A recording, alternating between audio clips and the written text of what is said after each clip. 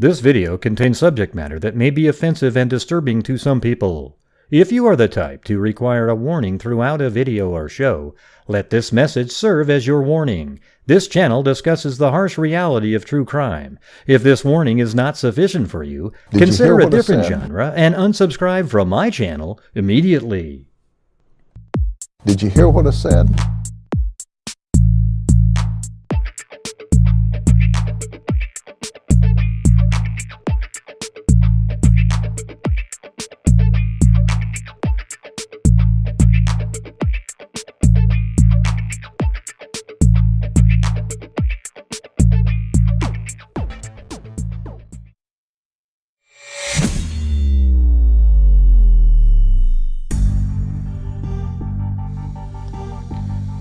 What's going on, freaks? Yeah, really bad situation today in Nashville, Tennessee, with 6 people being killed. I think there's some more wounded somewhere. There's 3 adults and 3 children. 2 were 9 and 1 was almost 9. I think my speaker is making that shh sound. There you go. Yeah, and it was by a, biological female who identifies themselves as a male. Okay, so I'm not really sure who gets the credit, like in the statistical numbers when you say, well, last year there were 61 mass shootings and 60 were by males and there was 1 female. Well, this year, is it still another one added into the male category, even though it's a biological female? How does that work? Or is it only when it's something like sports where they get to be whatever, you know? See, that's kind of the stuff that just, here's what I was wondering. Early on when I thought, wow, if it was somebody who was a male who was claiming to be, identifying as a female, what would it be? Would women be outraged if they said it was a woman shooter? And then if they are outraged, why? Because what's the difference between that and sports where people seem to be so ho-hum about it? Okay. Anyways, it's crazy because it's at the school, private school it looks like. Covenant School in Nashville right here. And apparently the shooter got in through the church here and killed a maintenance person. This started at, let's see. I think it was 10:12 if I remember correctly. Hold on. Yeah, no, 10:13, the Nashville police received a call of an active shooter inside Covenant School. The suspected shooter allegedly entered the Christian school through a side entrance and went from the first floor to the second floor, firing multiple shots, police said. Hold on, let me get that. What's going on the screen there? Oops. Can I do the control? Oh, there you go. By the way, I redid this screen right here. Is that bigger for you now? I mean, other things are smaller, but I think the screen in the middle is big enough. Hopefully there won't be any more whining and complaining again. Alright. So it was 10:13. Officers entered the school and began clearing it when they heard shots coming from the second level. A team of 5 officers arrived on the second level and saw a shooter who was firing. 2 officers engaged the suspect, who was fatally shot, according to investigators. And then at 10:27, the suspect shooter is declared dead. So, I guess it was like 14 total minutes or something like that. I went and got the scanner audio off of Broadcastify because I have the professional version where I got the archive stuff, and I already put it together and removed the silence, and it seems like there's just a ton of audio back and forth talking about what they're doing. At the beginning there isn't anything, but obviously, I mean, because I got it from 10 to 1, and it happened at 10. The call came in at 10:13, so we'll hear, if you want to, it's like an hour long, we can listen to that as well. But yes, right now we are on day 27 of March. We are getting close to the end of the month. If you can afford it and you can help support the channel, Grant Hughes Investigates, I'd be very appreciative. And also, if you want to buy one of the notebooks, I think I got like 13 or so left. You send 25 into PayPal, and then you get one of the stress balls and the notebook and 2 pens. Okay? So, thank you. All right. Let's see.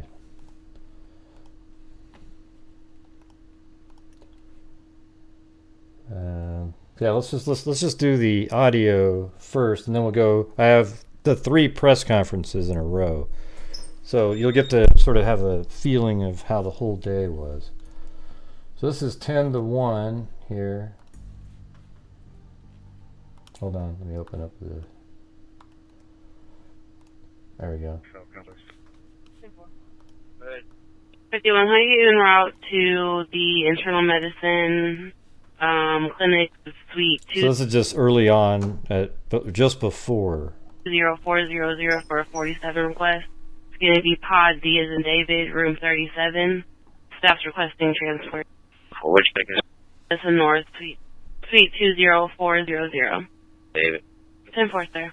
So what I did was I took all 3 of the hours and then removed the silence. You know, the hey, but I'm like on it. You know, all that crap's out of there. It's just really what they're saying. Was there a life flight paramedic on site have been notified? 26. 26. Can you copy on the serial number and add it to this call?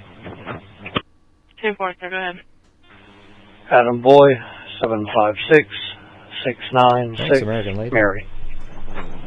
10-4, Adam Boy, 756 696. Mary. 10-4, you can show me 10. 10-4. 50, go ahead. Are both of our CSOs tied up? 26. 50, that's negative. 10-4, can you... Yeah, I mean, here's the thing. The shooter actually had gone to that school before, so I was wondering maybe if she, or, you know, I thought maybe it was a he. I didn't know what it was at the or, you know, who it was at the beginning, but, you know, I thought maybe there was some sort of a sexual assault or something that happened there a long time ago, and they're coming back for revenge. But it does the killing of the 3 kids. Like, how do you explain that? What does it have to do with what happened to you? You know. So, regardless of what's going on here, this person is a barbarian. All right. And it's 47 call to deal. Redirect. Thanks, Susie Clue. Could you give me the location again? 10-4, it's going to be Eternal Medicine, Suite 20400. Pod D as in David. 9 one more time. Suite 20400. Pod D as in David. Room number 37. 2, go ahead. 911, go ahead, Medic 2. Medic 2 is going to be en route to Dandy Wilson with 1 firefighter riding non-emergent, starting at 795.5. Go ahead. Opening 10-4 right now. 10-4. Yeah, we do have 644 in hands. 10-4. 10-4, East is full at the moment. We're going to be... You know what's interesting is you can go down to Street View even though there's no street when you're in the 3D world like this. And you can walk around. Even though it's just not really that clear or anything like that. But literally you can go do... You know, it's not a great model when you're right up close like that. But it's interesting how they let you do that. Redirecting people to Central. 10-4. OEM dispatch animal control. 98. 10-4. Back so you can send Destiny Murray at a lower 1 for the doctor. 4. As long as they're not in yellow. 22. Last unit. 22. Detained, ready for transport. No one detained, getting ready for transport. For location 201 Coty Way. 201 Cothy Way. Spelling is K Kilo O Oscar T Tango H Hotel E Echo. It's the Weatherly Ridge Apartments. I think pretty soon it'll And it's switch going to be over. the clubhouse at the Weatherly And then Ridge it's just, Apartments. that's all they do. Caller's name is Tessa Westmoreland. Again, her name is Tessa Westmoreland. Callback number 615-917-7329. How do you know, Mr. The number again Sankai? is 615-917-7329. Complainant advised there are 2 large aggressive dogs outside the office. No leashes. Complainant wants immediate assistance and requests to talk to an officer inside. PD has pending call. Thanks. 1763431. Thanks, Linus. 201. I'm Patrol. Could you roll up one for out of county? 201. 201. Valid Class D corrective lenses to Andrew West, -30s. 10-4. 455. 55, 48, 97, I don't know when it all starts, but 55, right. we should be getting close. 10-4. Adam 314 headquarters. Go ahead, Adam 314. Adam 314. We don't know if it's a hate crime or anything at this point, you guys. I mean, are all mass shooting? I mean, they're all hate. Like, they must hate people. But hate crimes are the ones that are racist or prejudiced in some way. And we don't have any idea where are you guys getting this information from? What's the hate crime regarding? Like, what is it? Can you explain it? Can you articulate what the hate crime is based on the information that's currently available? Adam 317. See, this isn't like the other channels where everything goes, everybody. You can just start blurting out whatever. Thanks, Dobby, Mississippi. Yeah, let's wait and see what the freaking answers are. Apparently there was a manifesto, and they seem like they were aware in the press conferences of a reason why this may have happened. It could be that they hate a particular religious group, but it could just be another psycho like Adam Lanza type. You know, those people just shoot people. We never really know exactly what's going on. NCC to NG.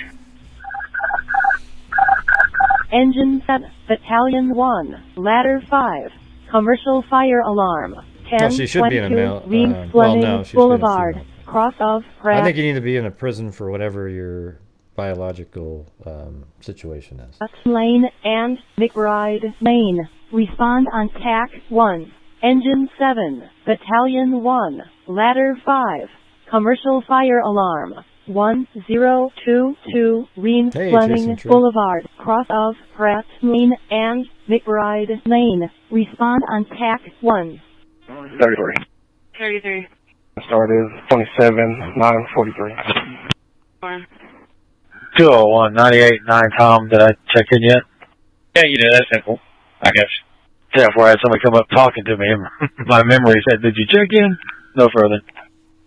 Simple. Maybe that's it. Casualty Station 3.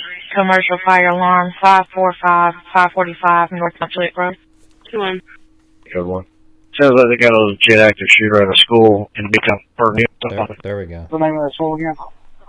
They give me the address 33 Burton Hills is what it sounds like, Midtown. They've got a description, male white camo, and they're actually hearing gunfire, so it's probably just, I don't know who had that zone though.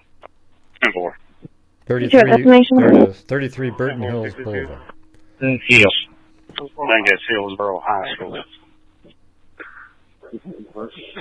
430 to 432.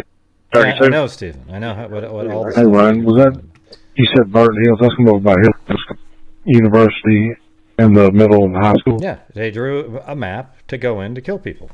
Does that mean that there's a hate crime, like in the dictionary definition of a hate crime at this point? I don't know. I wouldn't shock me if there was a hate crime element here. But you know what I can't stand is when people jump in and pretend that they have the answers.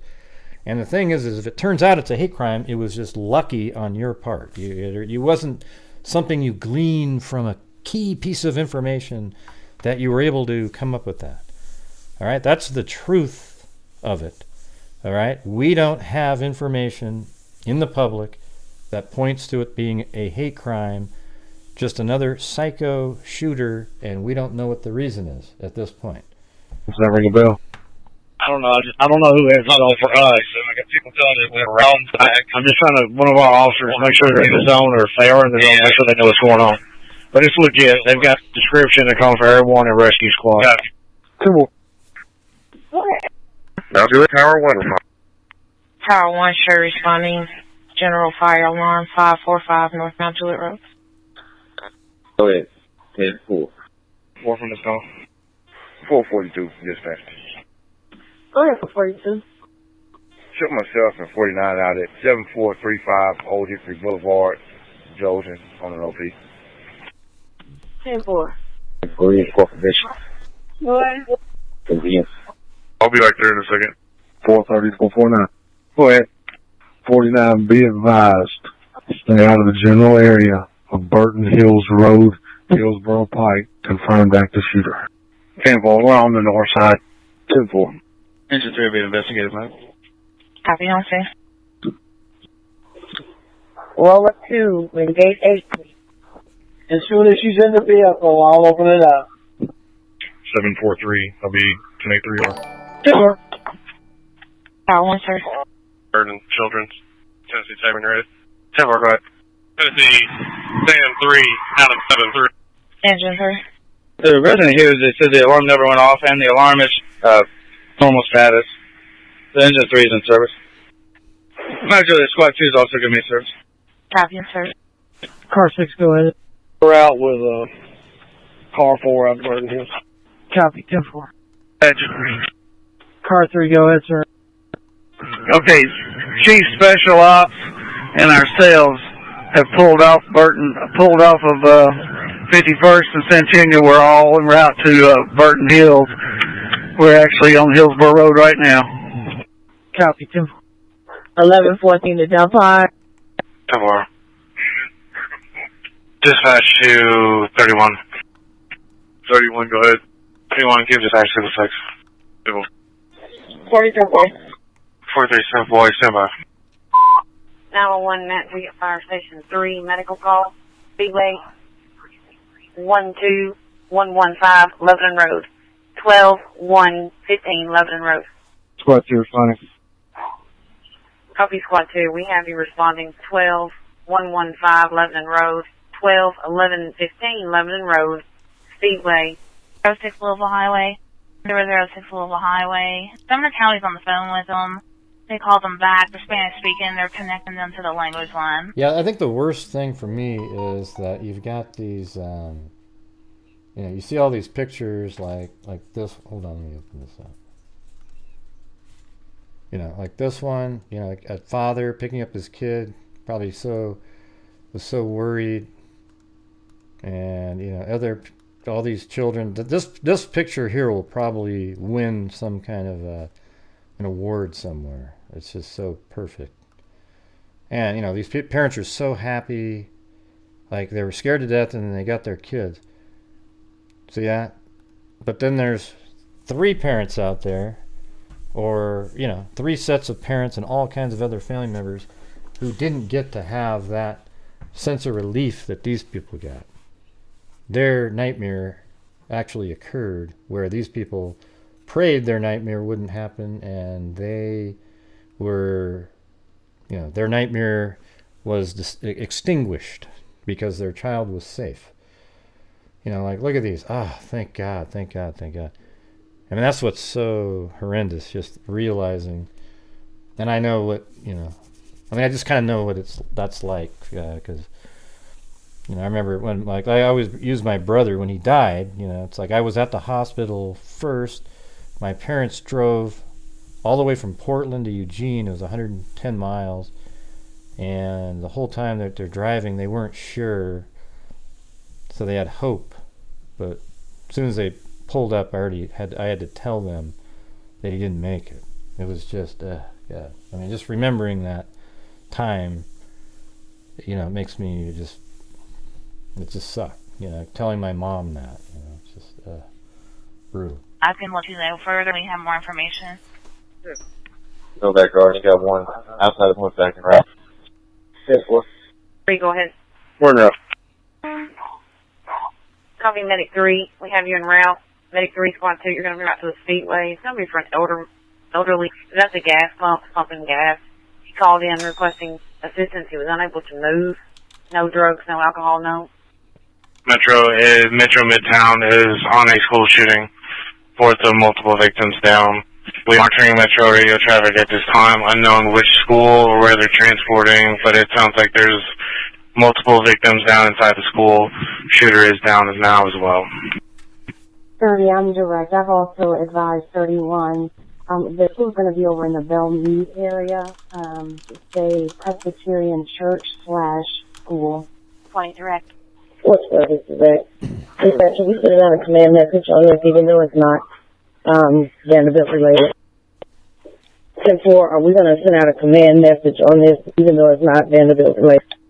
I will check with our supervisor and see if we need to do so. We are unsure right now if they're going to be sending any victims to us, but it sounds like they're still working on trying to secure the scene. And 30, just be advised that the name of the school is the Covenant School, and it's 33 Burton Hills Boulevard. 10-4. Yeah, that's 10-4. Are you going to anywhere near Green Hills on First Avenue? No, sir. I'm going over there by General Hospital to that Alice's unit. 10-4. No sweat, sir. Cool. For that exact location. Alright, 10-4. We're holding off giving them a call until they secure the scene. It sounds like they're pretty busy, but as soon as we get a chance, we will give them a call. 10-4, the Metro Dispatch website. We're going to see if this is related. No thanks, Doctor. I got your better. Squad 2, we have another caller online advising your patient's going to be in a white van. He is complaining of sharp side pain. Medic 2, Mount Juliet. 2, go ahead. Arrival at Vandy Wilson at 10.7. Copy. Stand by. 2:30, 24:12. Life Flight just called in. They just put us on mass casualty alert. They're sending units our way. Correct. Be advised, Right.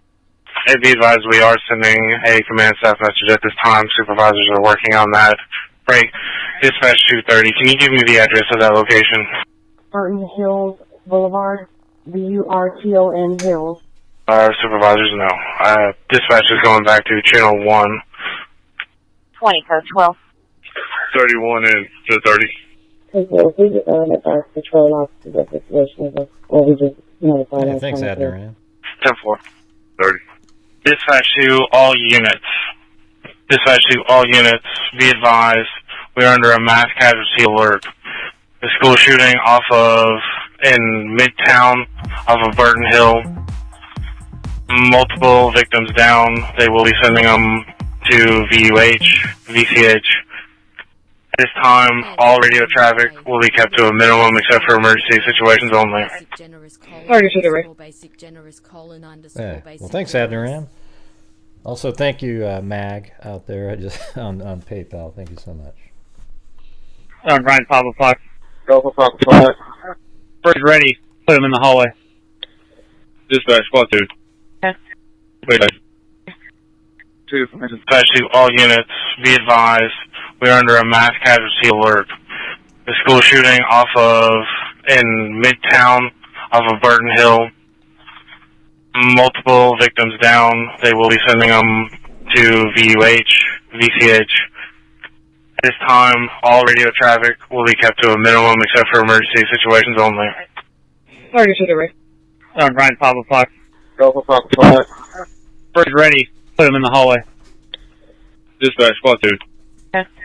Wait. 2, 3. 230, go ahead. Can you meet us at station 2? Hey, why is there? Well, I guess we can. It's the hole right in the middle, but I guess we can wait to see. Mike, you can go. One. Couple. Front's good. Thank you, Caligo. All right. Dispatch to 31, be advised, Metro's putting out, they're starting 3 to 4 ambulances towards VUA. Thank you, Cali Gal 3. But man, you see how the almost the complete chatter is for the incident. At this time. 31 underage. As soon as they get the first aid over here, we're going to be on a killer. 10-4. 3431. Go ahead. Metro sending some officers as well. Just be advised, right now they think there's code 4. 10-4. Also, 31 to any available CSOs that aren't on street post, go ahead and start en route to the EDs. 32, I have 43 and 42 days here in Kansas City. Sorry, dispatch, I'm on the scene. 4 copy, sir. Engine 2, heart problem, 919 Murfreesboro Road, cross of Jordan Road and Shireen. Respond on TAC 1. Engine 2, heart problem, 919 Murfreesboro Road, cross of Jordan Road and Shireen. Respond on TAC 1. King, Young, 3-2, X-ray, and up. Yeah, I mean, this is unfortunate. Apparently, this is one of the kids that got killed. I mean, obviously a little older now, because that looks like she's only, yeah, maybe more like this. Yeah. Haley Scruggs.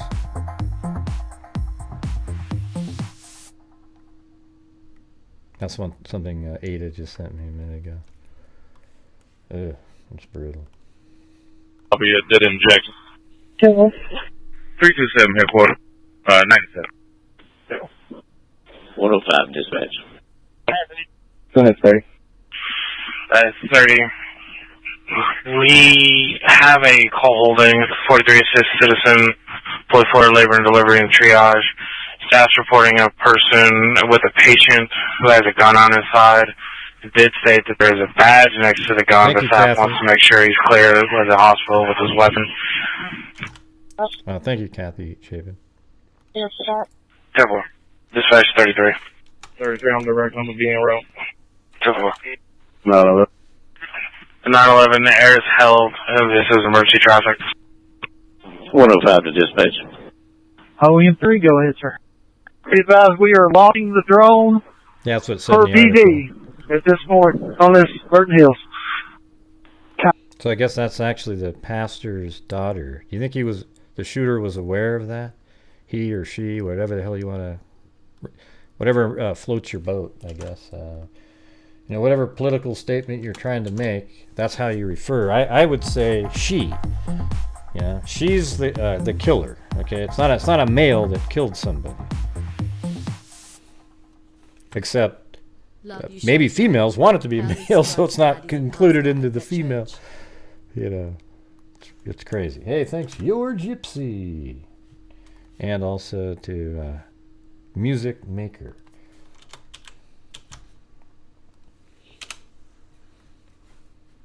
Copy 10-4, sir. So be advised, I have requested 7 buses from schools.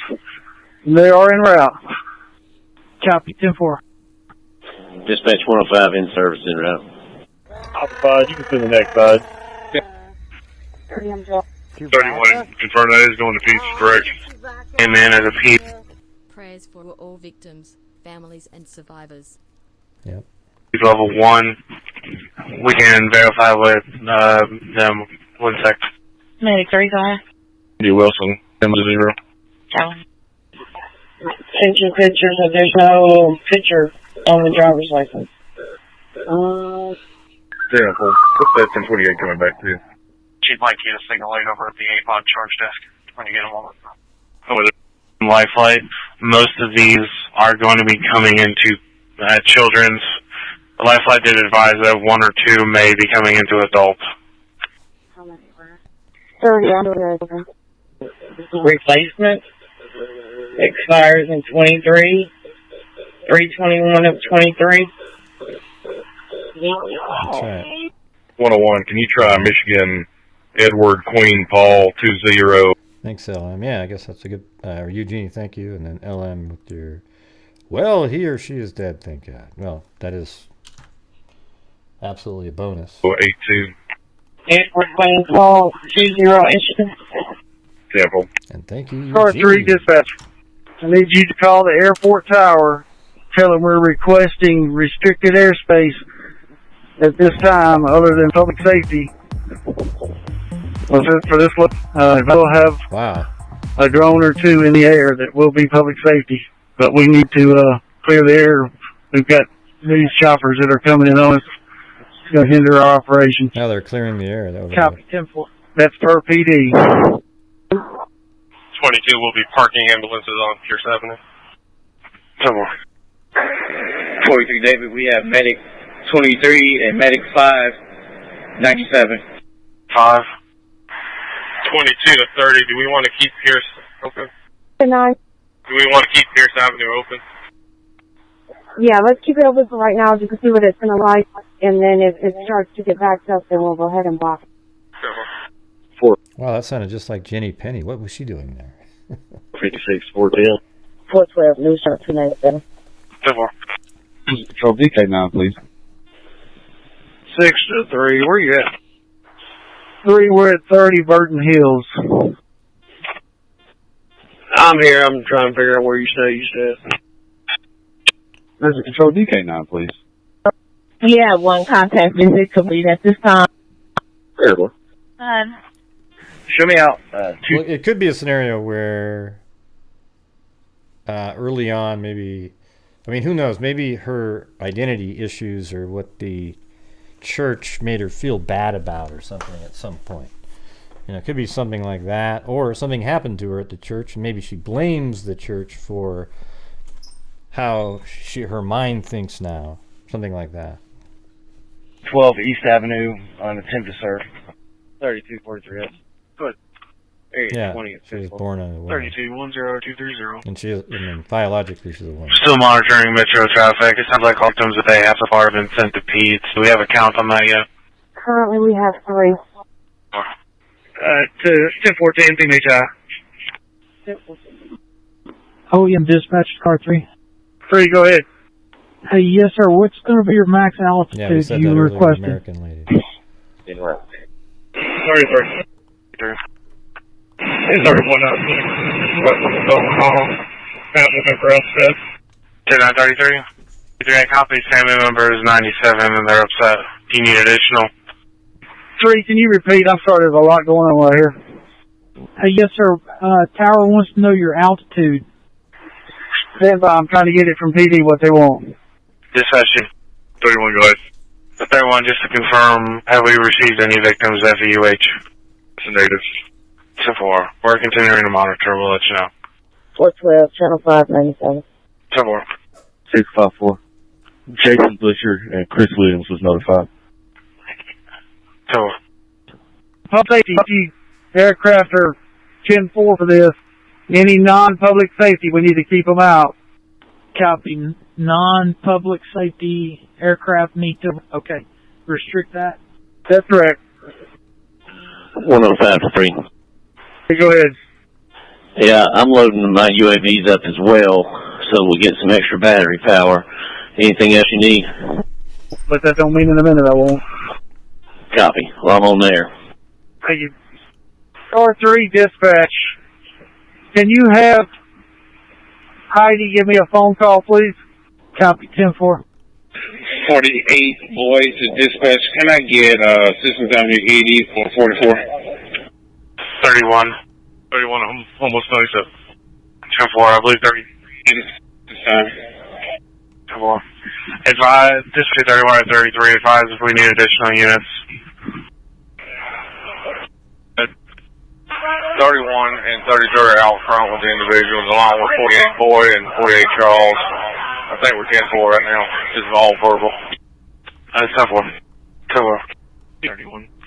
DK9, Rutherford County exiting with 1 hour county court. 341 to 30. Pretty confident.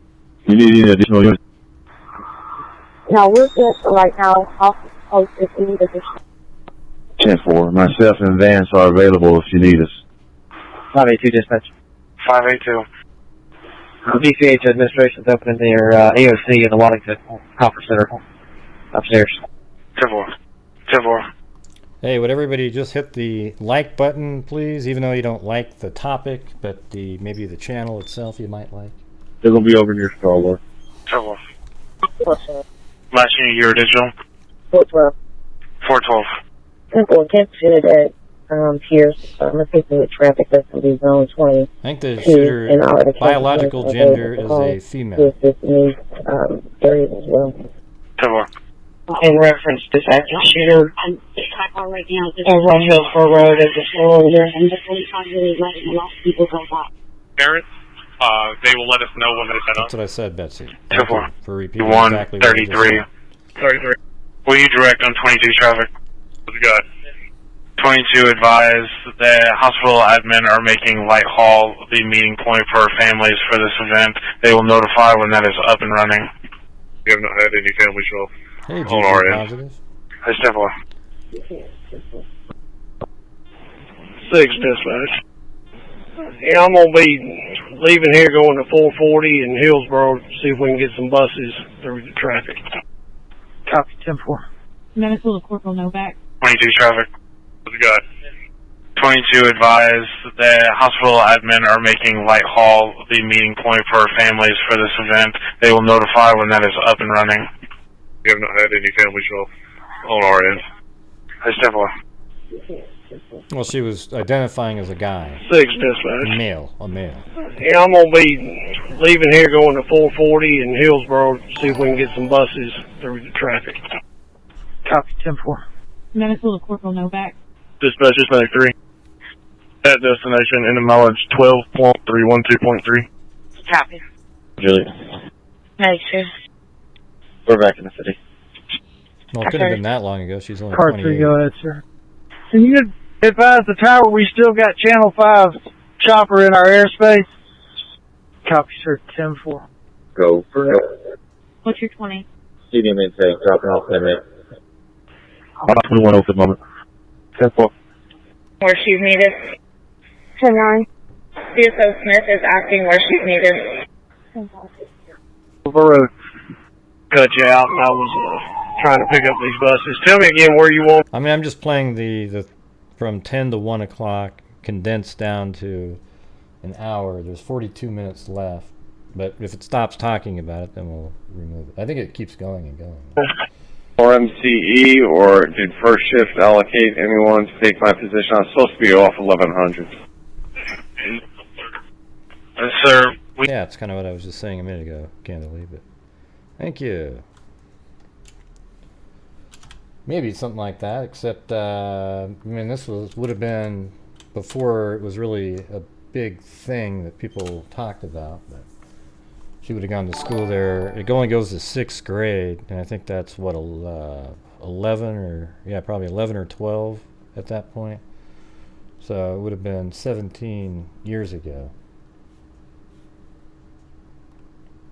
Hey, you know what I could do is how about if I, so right now we're at the 23-minute mark of this. We could do the press conferences and then go back to listen to this, see if we can hear anything. You want to do the press conferences now? Speculation. She was transgender and the school and church rejected her. Prayers for all of But we'll go back to that at the end. Yeah, it could be something like that, though.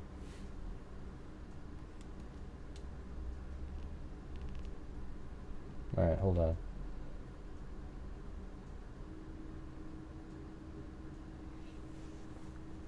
There it is. We know that she was armed with at least 2 assault-type rifles and a handgun. We are efforting now to identify her. She entered the school through a side entrance and traversed her way from the first floor to the second floor, firing multiple shots. We now know that there are 3 students who were fatally wounded, as well as 3 adults inside the school. Then we have others that will say something as well. So, thank you. That first one was the original one. Again, I want to echo what Chief has said in reference to the great support and the great teamwork that has been taking place here, and, as well as sending our heartfelt prayers to them. I'm doing this because most people were at work during this time and probably had no clue that anything happened if you didn't turn on the news. To the families, to this community, of these victims. Now, I know there'll be people who want to criticize us for prayers, but that's the way we do that in the South, right? We believe in prayer, and we believe in the power of prayer, and so our prayers go out to these families. The role of the TBI in this investigation is we have been asked by General Funk to assist in the officer-involved portion of this incident. So the incident where the officers engaged the suspect, we are assisting the Metro investigation. And the reason we've got Metro doing the primary investigation is because it was a fluid scene. So there wasn't a single stop in the action. And so as they investigate the homicides, then we felt it was most appropriate for them to continue that investigation. But we will assist as in our role as an independent oversight on the officer-involved situation. I know, I like that. And so part. that will be the role of TBI. We too want to thank all of our partners. It is special. We've had this conversation, unfortunately, too many times in Tennessee, and that is that you wish you wouldn't have to do these types of scenes, but when you do, you want to have the working relationships that we have in our law enforcement community here in Tennessee. It is amazing, and we've all come together as one and working very tirelessly, and we'll continue to work together to address this situation. It's a horrible, senseless tragedy. Hey, thanks, Cadillac. Wow, and we will be here working with our partners to get through it. And next, I'd like to introduce the District Attorney General for this area, Glenn Funk. Look at all the people got gifted. Stephanie. This is the ultimate crime when school children and caregivers. Cadillac just gave away 10 memberships. We got Stephanie, I Want Heart to Touch, I Plead the Fifth. I wonder how many percentage of those were trolls that watch for any mistakes that are made. Are the victims of senseless gun violence. Can't say anything before we first express our concerns for the victims and their families and the extended. Well, I wouldn't gift you either way, DMC. Traumatized How about by that? Today's events. I came out on the scene today because our current operating procedure is that when an officer is involved in a shooting, that the TBI comes out, and I knew that this was a unique case, and I wanted to make sure that everything was handled appropriately. Director Roush was out here almost at the exact same time I got here, and Chief Drake had already been on the scene for a while. The three of us met and talked about how the investigation was going to be handled. We made a joint decision affirming what the two law enforcement leaders, how they wanted to proceed, which was that Metro was going to handle the bulk of this, but the TBI would participate in a capacity to continue with making sure that we have transparency in everything, and to make sure that any backup that MNPD needs in this continued investigation would be provided. Can't not stress enough how seamlessly that worked to have a conversation, and a decision to be made quickly and appropriately as far as how the case was going to be handled from here. Hats off to Chief Drake and to Director Roush. I also want to thank Chief Swan and our federal partners as well. I'd like to read the manifesto. While I cannot comment about the ongoing nature of the investigation, really impressed with the work that's being done by law enforcement. Yes, good afternoon. First, let me just say, as everyone else, what a tragic day here in Nashville. So our hearts and our prayers do go out to all the family members, and also the first responders that actually made this call. As always, the fire department and Office of Emergency Management, our job is to support, and we were here at the beginning and we'll be here to the end. We just ask that everyone, again, as it was said earlier about prayer, we ask for that. And the ongoing support that's needed from our standpoint is to give support in any area that's asked for on the scene. So again, we thank you, and from this point forward, we'll just continue on with our mission and try to bring some type of closure and resolution. Thank you. I anticipate there will be another briefing at or before 4 o'clock. We will entertain 2 or 3 questions at this moment before these gentlemen have to go back to the scene to continue their work. Chief, you identified? Did you identify the shooter in this case yet? Yes, we have identified the suspect. It's a 28-year-old female white, actually a Nashvilleian. No. It's a male, right? Because she has transitioned. Well, she hasn't transitioned. She's identifying as being a male.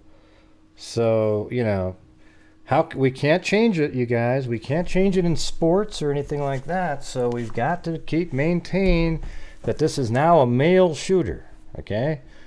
We can't go back. It is a male shooter. Do you guys agree with that? Oh, God. This is just getting so stupid. Or lives in the Nashville area. We are having ongoing investigation as it pertains to her at this time. Located her place of where she lived? You have officers there? We have. Was she wearing body armor? Okay, but let me ask you something, though. When there's sports, though, how come you guys don't all... let's just pause for a second here. I've been saying for at least 4 years on this show about how this issue is destroying women's athletics, biological females' athletics, to the ho-hums of a lot of you. Just, I don't know, Gray, with a few of this and a few of that.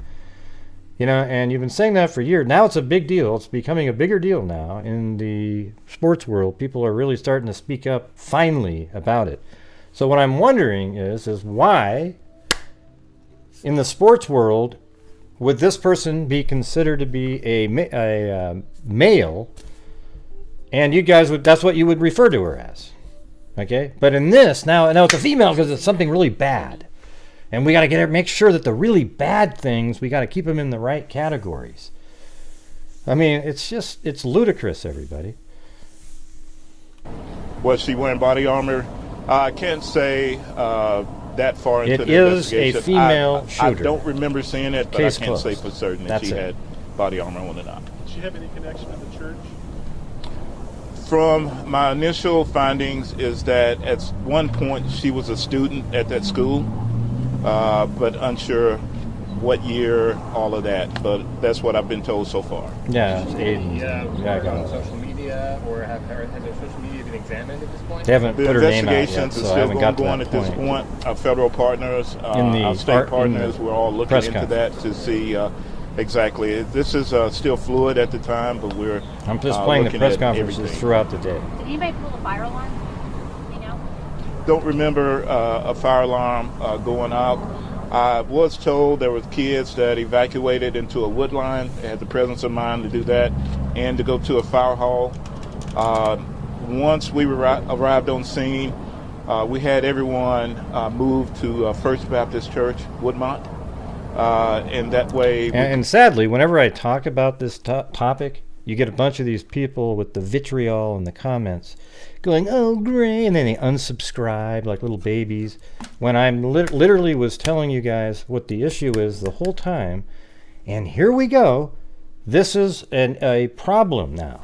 Why is this person, if we're going to all stay the same, we got to stay consistent, why don't we refer to this shooter as a male, like they try to say on every other thing? Why does it matter that it was something really bad that was done, that we revert back to the biological? Do you see what I'm saying? How hypocritical everybody is?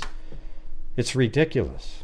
Get parents and children reunited, and then ultimately make the notification on the 3 kids. Do we know yet if the side doors can enter in was locked or not? There was a door that was entered. All doors were locked, to our understanding, and how exactly she got in at this point is still under investigation. And to be honest with you, I don't even think this even matters in the case. It's a psycho person who did this. It's just that element of it is very frustrating to me and needs to be dealt with in society. Okay, we can't just keep doing this weird, hypocritical back and forth bullshit. Okay, for example, let's just say this girl who did the shooting today became president of the United States one day. Well, she'd be the first male, the youngest male president ever, right? No, it'd be the first female president. Oh, okay. So, but if it was a male identifying as a female running for president, and they were the president of the United States, would they be the first female president? Or would they be the first transgender female of the United States? So we've talked about this before too. And that's where it gets frustrating in these kind of conversations. For me, this is just a female who went into a school and shot people, and it is extremely rare, for example, for a mass shooter to be a female, but that is what happened here. That was nearby that gave us clues as into who she was, and but as stated, that investigation is still ongoing. Did the school have school shooter protocol? They did have protocol. To my understanding, we had unfortunately 3 kids that were tragically hurt. It could have been far worse. Okay, folks, we'll be back again before 4 o'clock. Okay, thank you. And then the next one is when they put the name out. In this dark She was actually pretty good let artist. us support each other. Let us go and hug our children a little bit closer tonight. And thank you all for being here, and I want to ask Chief Drake to come and give us an update. Thank you, Mayor Cooper. Again, thank you all for being here. Just an update from today's press conference. We've identified the shooter as Audrey Hale, 28-year-old female that lived in the Nashville area. We have investigations ongoing now at the residence on Brightwood Avenue, and we have made contact with the father that lived at that residence and are putting together more information. We've also determined there were... Early on, they said the shooter was a teenager. And then all of a sudden, it turns out to be a 28-year-old. Maps drawn of the school in detail of surveillance, entry points, etc. We know and believe that entry was gained through shooting through one of the doors, is how they actually So they shot through the door. school. I want to take the time to at least say, and I won't say the victims' names, I'll let Don say that, but out of the 6 victims, 3 adults, 3 of those were children. 2 of them... That's what I've been saying, you guys, since the beginning. Paulette, Mag, everybody. That this person's a killer, regardless of... They're a psycho, regardless of any of the other information. Were age 9. Must have missed that part. 1 was 8, about to be 9. All the families have been contacted. The victims' families have been contacted as well. My thoughts and prayers go out to the family. When we send our kids to school or to any place of safety, we expect them to live, learn, have fun, and come back from that day's experience. We don't anticipate things like this. And I want to say thank you to our partners, to Chief Swan, to Glenn Funk, to our mayor. Early on, at I think the first press conference, the guy speaking said, we're praying for this, and then he said, I apologize for saying prayer, but that's what we do in this state. Doesn't that suck that we're at a state where you feel like that there's all these people out there that hate when Christians and everybody pray, but it's okay when every other religion prays and everything right in your face, it's okay. But when Christians do it, oh my God, you're abusing it's just sick. Why can't they pray if they want to and not even have to mention it? Like they go, hey, we're going to pray, we're praying for the kids, and not have to say, well, I'm sorry for those who don't like that, but that's what we do in this state. Isn't that sick as hell right there? That we're at a point where you have to apologize for something like that? His support to our federal partners, but also I want to say thank you Cadillac, to our first responders who got there and immediately went in and addressed the threat of someone that had multiple rounds of ammunition prepared. Yes, everybody, you too can help support the channel. We're getting close to the end of the month. For a confrontation with law enforcement, prepared to do more harm than was actually done, and we were able to stop the threat, and unfortunately, 6 victims. So my thoughts and prayers again, but the praise go to the men and women. As I've said before, thanks, Mickey Duff. We will not wait. I was hoping this day would never ever come here in this city, but we would never wait to make entry and to go in and to stop a threat, especially when it deals with our children. So thank you. They're not. Just me. They're not saying anything. I'm going to go over the victims' names with you now. The 3 9-year-olds who were killed. Well, 2 are 9, one's almost 9. Evelyn Dickhouse, William Kinney, Hallie Scruggs. 3 adults, Mike Hill, a custodian, age 61. Cynthia Peak, to my understanding, a substitute teacher, age 61. And Catherine Kuntz, age 60. As Chief Drake said, we have identified the active shooter as Audrey Elizabeth Hale, age 28.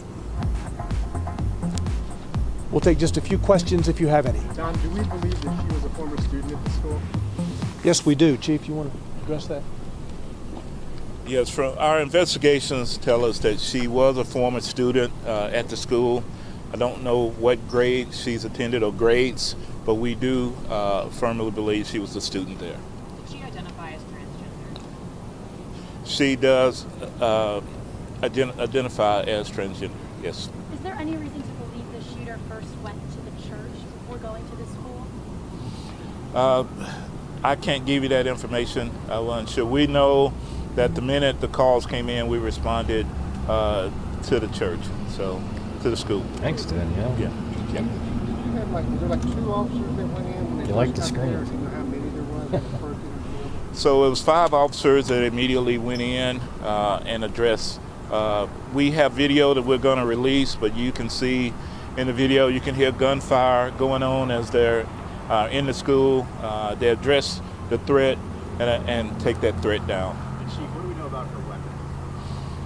So we know there were 2 AR-style weapons, one a rifle, another was an AR-style pistol, and the other was a handgun.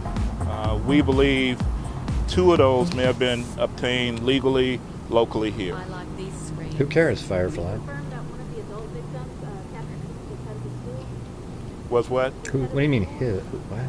There was some, I don't know her exact capacity within the school, but it was higher up in the echelon. And were any of the children victims related to any of the school staff? Unsure. I believe one may have been, but I can't confirm that.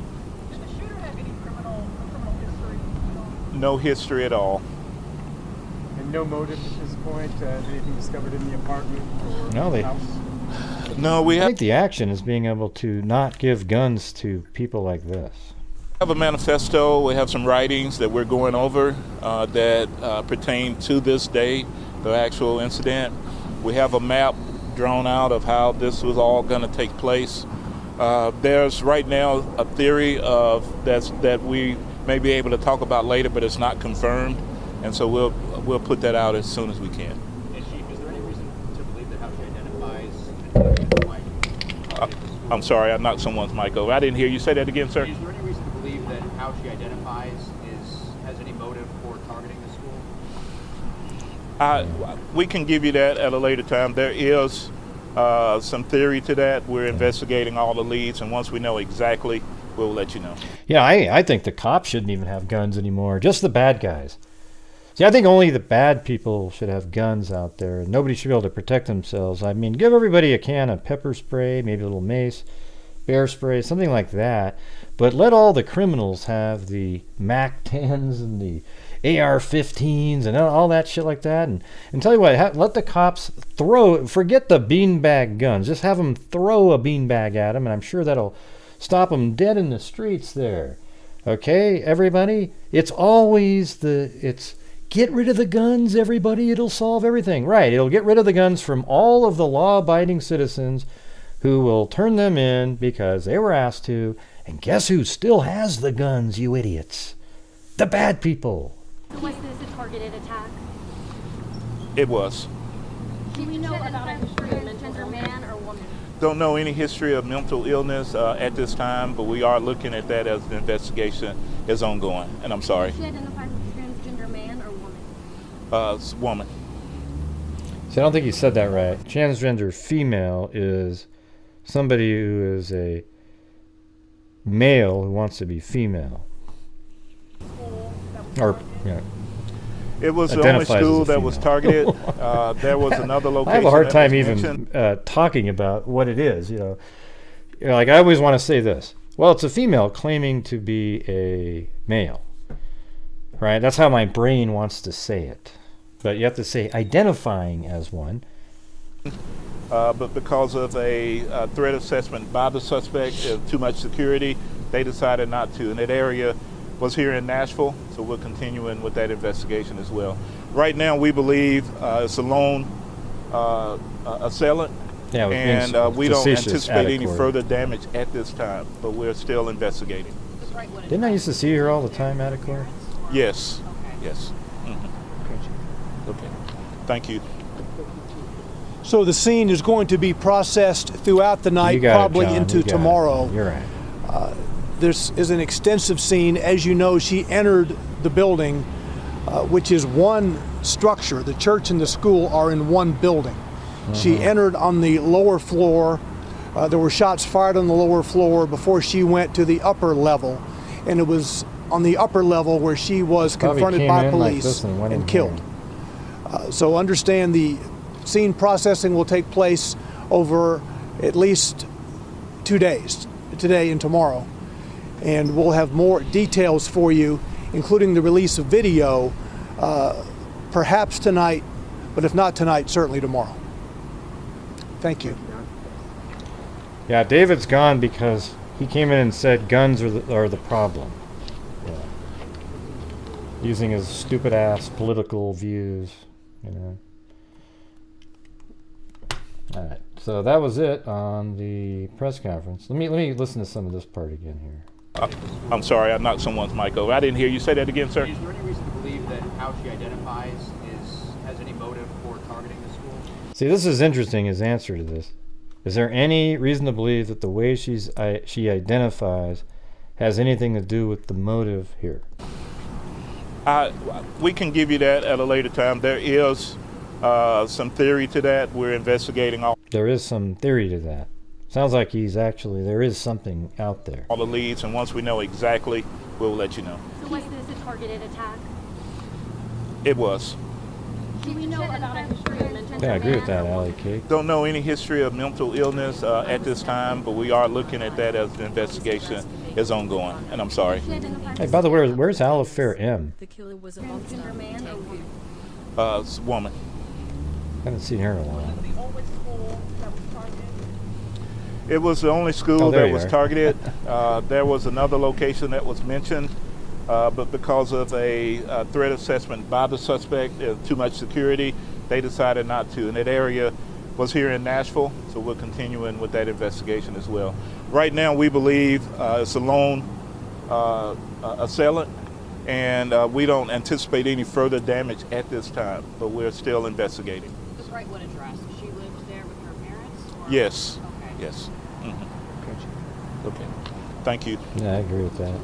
So the scene is going to be processed throughout the night, probably into tomorrow. I think they shouldn't call it a school resource officer, though.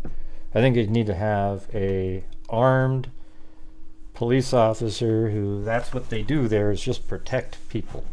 They're not there for any other element other than that. This is an extensive scene. And the reason is because we've had mass shootings over the years, somebody here and there. But now it's picking up because our society is lawless, you guys. I mean, we are a We have no law and order here in the United States. It's becoming, I mean, we do have some, but it's so watered down now where people feel confident to go into a grocery store or a department store and just start stealing stuff and go out the door without any confrontation at all. Don't you find that just sick? So we're in this place where people feel emboldened to do crazier and crazier things. And what I'm trying to say is we need, everyone thinks, look, I'm going to reimagine the police. Here's how I'm going to reimagine it. Way more of them and better trained. What do you think of that? Isn't that awesome? As you know, she entered the building, which is one structure, the church and the school. Oh, and I would pay police officers way more money, but just don't give them the huge retirement plans. So they would have way more pay, would attract better and better people to being in that arena. And, you should be able to fire somebody who sucks right away without the union stepping in and wasting time. Just boom. Get more cops out there. Restore law and order here. Clean up our streets. Get rid of the tents all over the place. Get us back to some sort of reasonable society again where people feel safe walking down the street. Because I wouldn't even dare go downtown Portland at this point. I mean, it's a freak. You don't know who you're walking by. Are in one building. She entered on the lower floor. There were shots fired on the lower floor before she went to the upper level. And it was on the upper level where she was confronted by police and killed. So understand the scene processing will take place over at least 2 days, today and tomorrow. And we'll have more details for you, including the release of video. And by the way, when I say get rid of the back end retirement stuff, I don't mean. Here's what I would do: is give them a very generous 401k plan, perhaps a 10% matching. Where normally you get like 4.5% match, 4.5% matching. So I would think if you do like 10% and they work 20 years, they're going to be able to retire very comfortably. It would be amazing. Perhaps tonight, but if not tonight, certainly tomorrow. Thank you. Hey, thanks, Cadillac. You're awesome. Thank you. All right, so that is the rest of that, and so let's take a look at some of the information that I've got here on, where is that thing? Now, somebody emailed it to me, and Chasing Truth also sent the same thing. So right here, let me get my music playing. I always feel weird when there isn't that little bit. It's like my Linus blanket, right there. You gotta have that playing, but have it just. And we'll get back to the scanner audio later, just to kind of hear how it was all playing out. The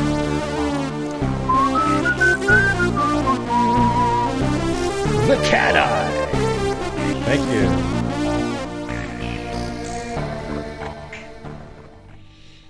Yeah, so this is one of her pieces of art here. It's pretty good. I mean, it's got its own look to it. That's even looks like her too. Now, where is that up here? Work, and then if you click on one of these are landscapes she made this year. Yeah. These aren't the greatest. How come that looks familiar? It almost looks like from, I don't know what movie that was. But that's pretty good. This one's pretty good right here. That looks pretty close to what she looks like. So it's weird to have sort of this peaceful looking art here. Not sure what that is, but peaceful looking art, and then it turns out this is a barbarian.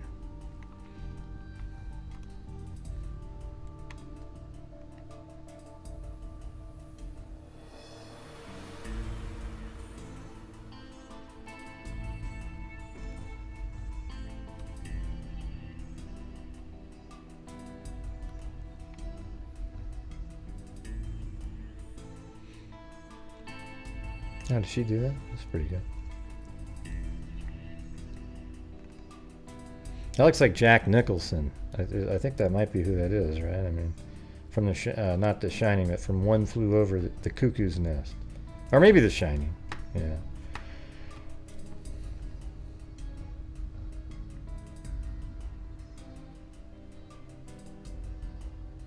On a mission to change the world. Well, yeah. If you were trying to do that positively, you didn't do it. And I guess the male name that she goes by is Aiden, A-I-D-E-N.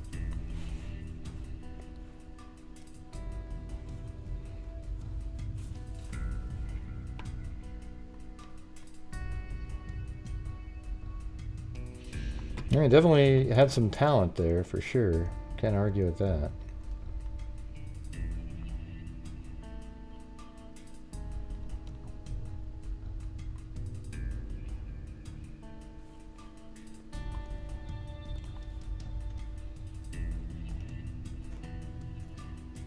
And here's the picture of the shooter.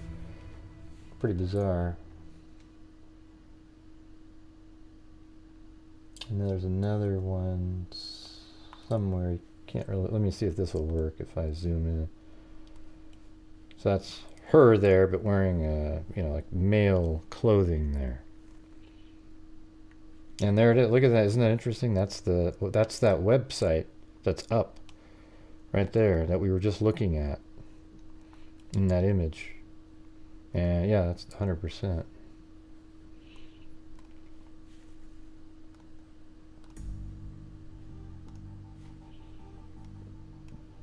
So it must have been presenting at maybe some fair or something like that. I'd really like to see the manifesto.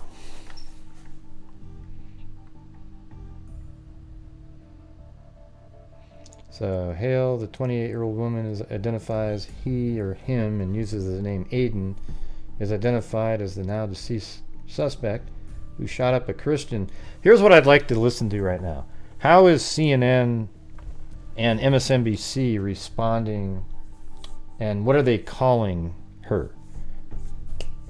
I like to see if they're being true to their, being consistent with how they say things, and their, the way they ridicule everybody else if they don't say everything exactly right.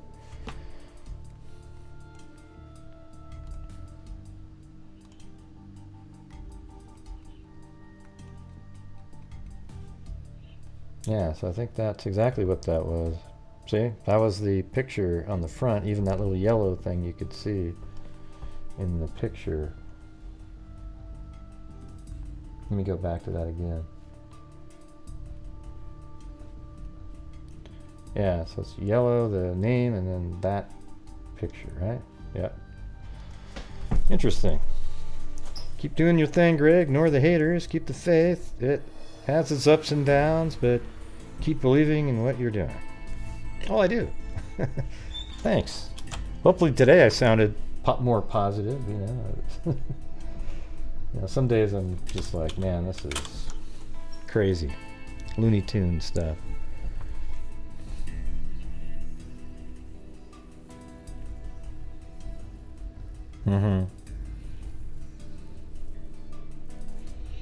Okay, so let's get back to the scanner audio, because I grabbed 3 hours worth, but I think almost all of it is, it's from 10 to 1. Then maybe after that we could open the lines up for something and people can call in. So I gotta move it forward.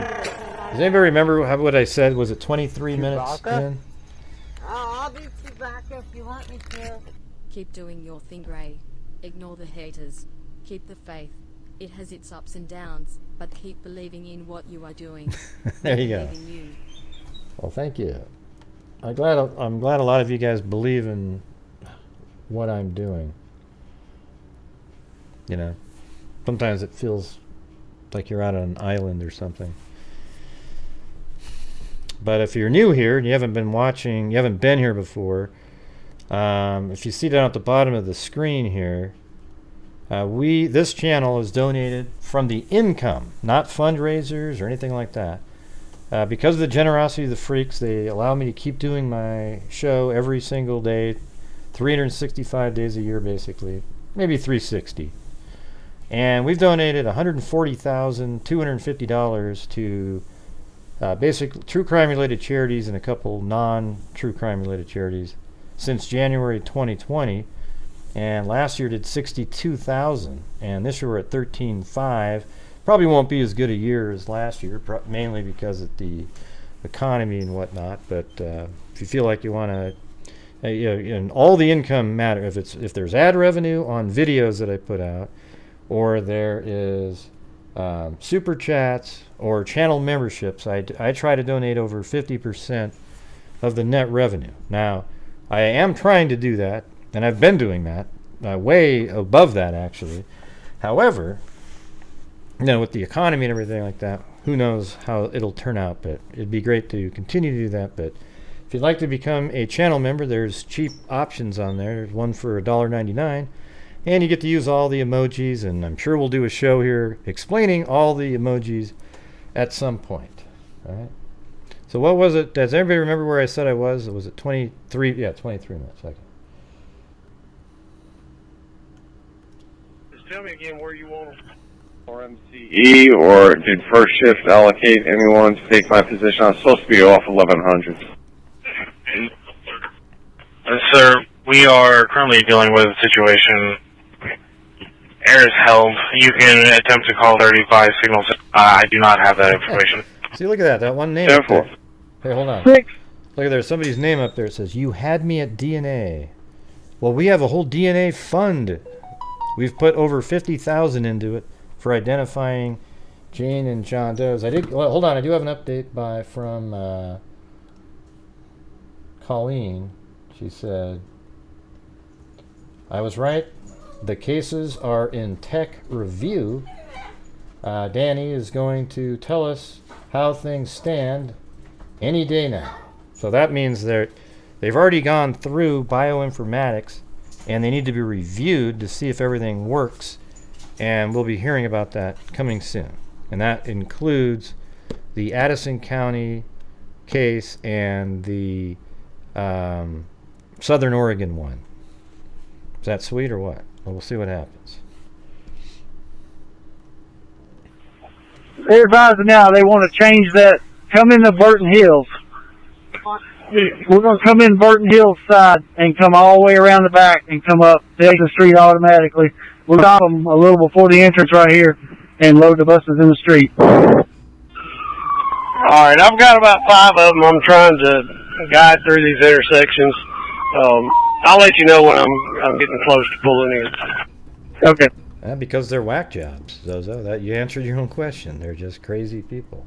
I mean, let me try to imagine. You have Adam Lanza. Basically, Adam Lanza and this person are the only ones that we really remember targeting little young kids. I don't remember any other one.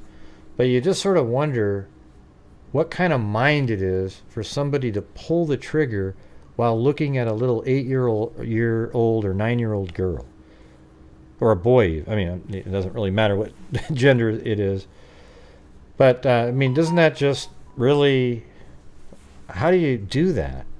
That means you're depraved. You're a psycho. Just an absolute whack job. 6, what's the exact location right now with them? Got them through Woodmont, and I'm coming up on the mall. Okay. Come on. They're going to be waiting for you at Burton Hills, and we'll come in the back way. All right. And the way social media works, as I said, 8-year-old girl, and then people go, "Well, what about 9, Gray? Are you saying it's okay to shoot a 9-year-old? Because you didn't mention 9 or 10 or 11. You didn't say 12. You didn't say 13 or 14 either, Gray. Wow, that's so discriminatory. You're only saying it's bad when they shoot an 8-year-old. How about you just extrapolate what the hell I'm talking about? Okay, thank you. Yes, just got us in. 435798. 10-4. 6, he wants all 5 to come on now. I'm trying to look. I've got 5 or 6, and I'm just along with some personnel from the schools. That's affirmative. We'll stage the rest of them till we fill them, but I got a feeling we're going to fill them pretty quick right here. 2 and channel 4 at the corner of Church's Way. 10-4. Awesome. Yeah, Well, thanks, he was Cadillac. 154. Staging area for parents. Look at that, you guys. 10 new members. Sincerely, Katie. Marlene Stewart. Winston Sayer. Picked. Carissa Easton. Liz Marie. Lynn. Cantina. And Kristen Ann. All because of Cadillac. Now, if any one of you happen to be a troll, go F yourselves. And go steal somebody else's membership on another channel next time. Thank you very much.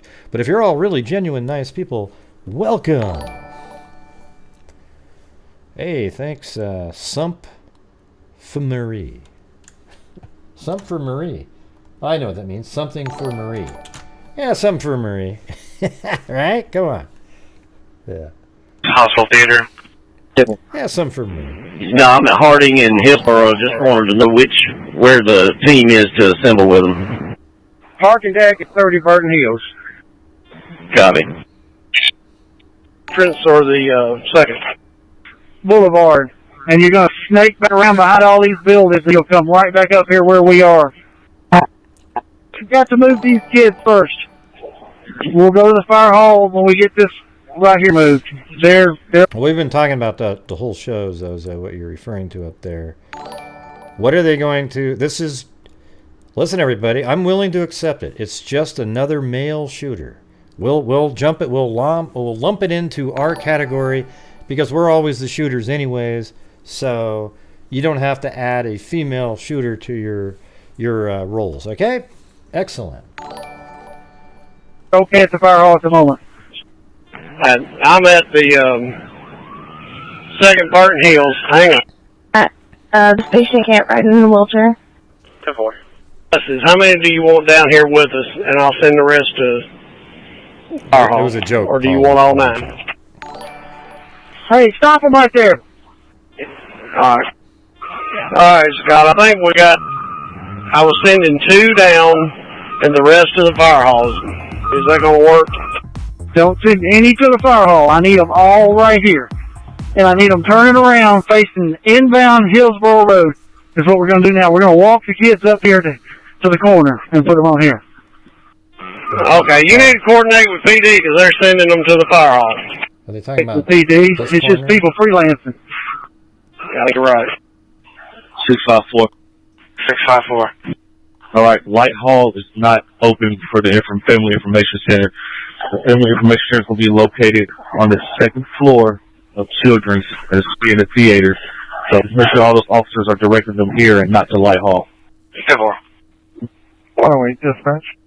Can you signal 8 non-emergency? No, I think it's well, no, Zozo. What we were talking about earlier, we've been talking about this the whole time, is how hypocritical it is that they are not steadfast calling it a male shooter like they do in every other situation. Okay. 30. When you get a moment, can you give me a signal 6? 108 William dispatch. 108, go ahead, sir. Show me on the air. Right at southeast. This must be Hillsborough right here. 894, 1043. It's in the lobby. It's a reference to credit card fraud.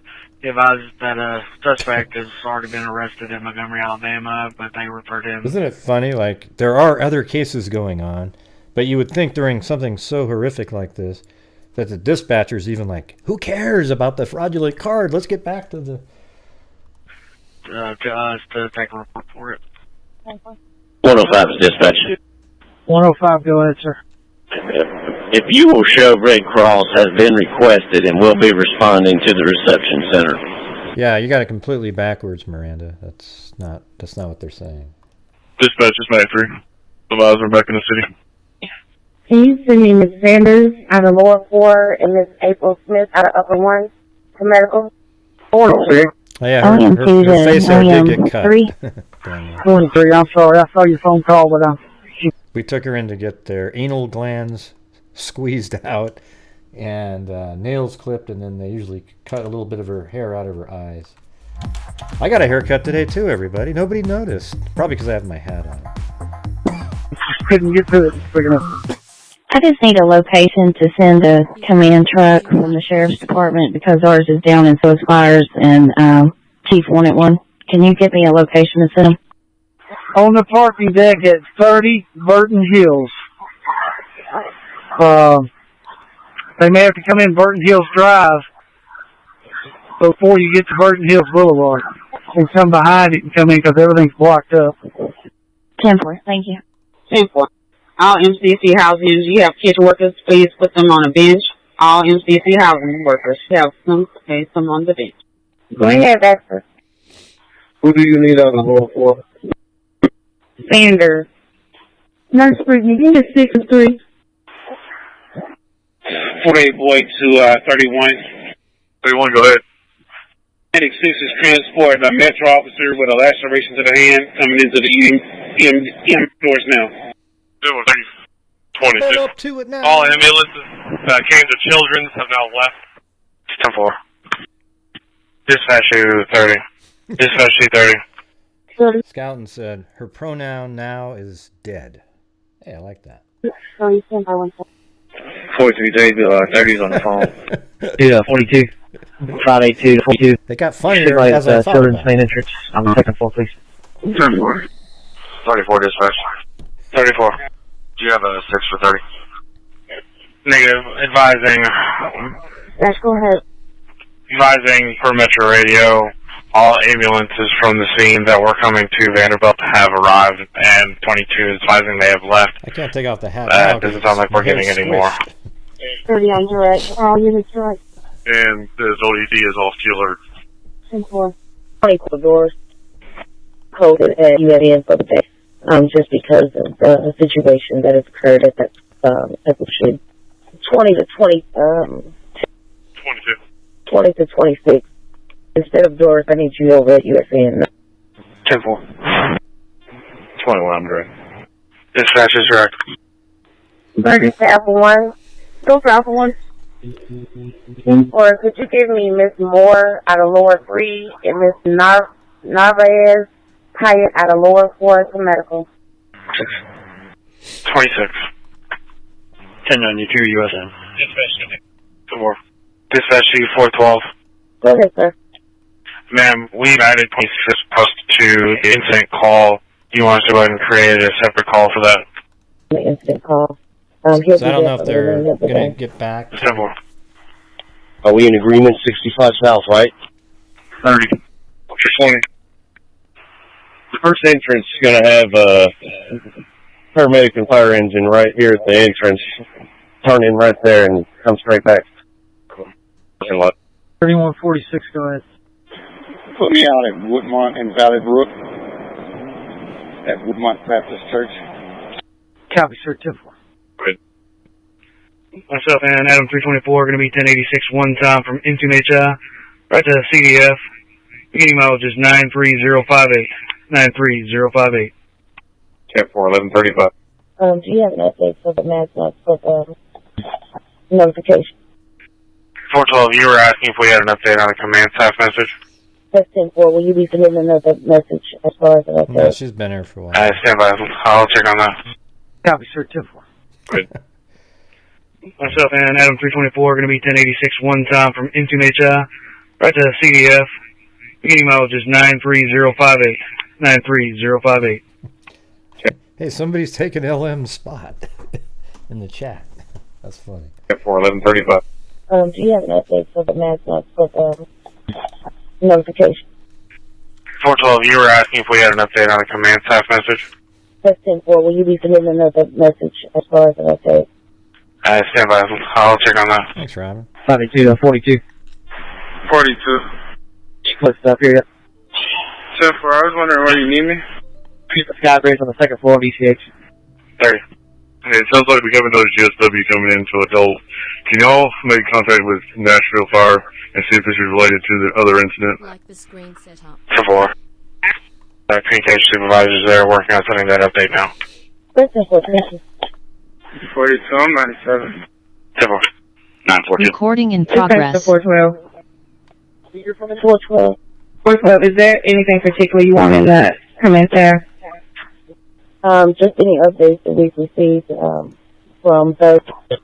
That's important. That's what we're working on. Receiving is updates. If you have any, we'll take those as well. 31. 31. Alright, we do have another GSW en route. We are on killer. 10-4, 31, be advised, we did contact life flight. This is going to be a 64. 412 to that unit in reference to that 64. Is this related? 31, I don't have any information on it. All I know is that everybody down here believes it is related. Dispatch to those units. We spoke to life flight. It is going to be related to this incident. Good, buddy. Hey, yes, sir. Got a call for Bell Grimes Lane and Pike. Bell Grimes Lane and Dickerson Pike. Caller's name is Clint, as in Clint Eastwood. That's what I was thinking. N-A. Sierra Oscar, Sierra November. That's pretty funny. He says Clint, and I'm like Eastwood in my head, and then that's what he said. For Alpha. Clint's callback number 629-666-0572. We're just playing. The number again is 629. I was playing a lot of the scanner audio stuff. Not a lot new, but I mean, scanner audio was just heavy for a long time. And they keep referring to it anyways. It wasn't just that little clip that somebody put out there on the internet. 666-0572. Black dog running loose in the location, possibly injured. PD has a pending call. PD can sig 9 on that, brother. What did they mean by possible injury? Did they give a description? Missing fur or anything? There has been no status in the shooter to this point. She is still dead. We'll update you at any point now if something should change. 10-8, I'll be your system engineer. You put me on this incident. 31 to 30. 30, go ahead. 30, go ahead. My 3, the female property. Right. I'll see that female for MPHI. Yeah, for See property, go ahead. can I get a 6 at 488? Where is the Waddell? Go for Waddell. Yes, ma'am. Can you give me Miss Brantley out of upper 3? Brantley, Katina Brantley. 10-4. She is en route. 10-4, thank you. Go ahead, car 4. I'm on 440, passing 65 now. That's got to be, just disregard on the pickup. I think the FD is taking care of that. 41 to come in.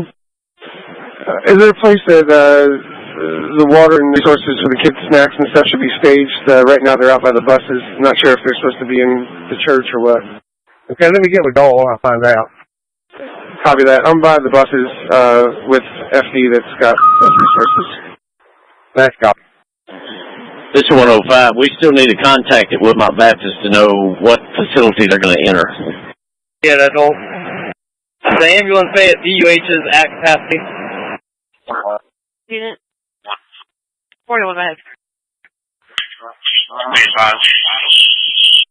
Second floor, theater, children. 1114. 5 feet. Okay, somebody around there that may know where we're supposed to go, and then let me know. Good copy, I'm on it. Copy, thanks. 3153 dispatch. Show me on site, Woodmont. Copy, 10-4. Hey, I need to give you an update for you to relay over there. Go ahead. You can give me a 6 or over radio. I'm ready. Mr. Higgins?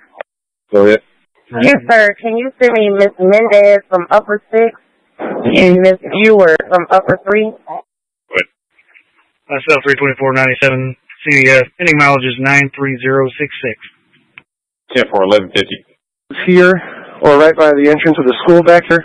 It's not exactly certain, but that's the plan at the moment. Copy that. Heidi is en route to assist with that. Let me know if anyone needs anything back here. Just hit me up.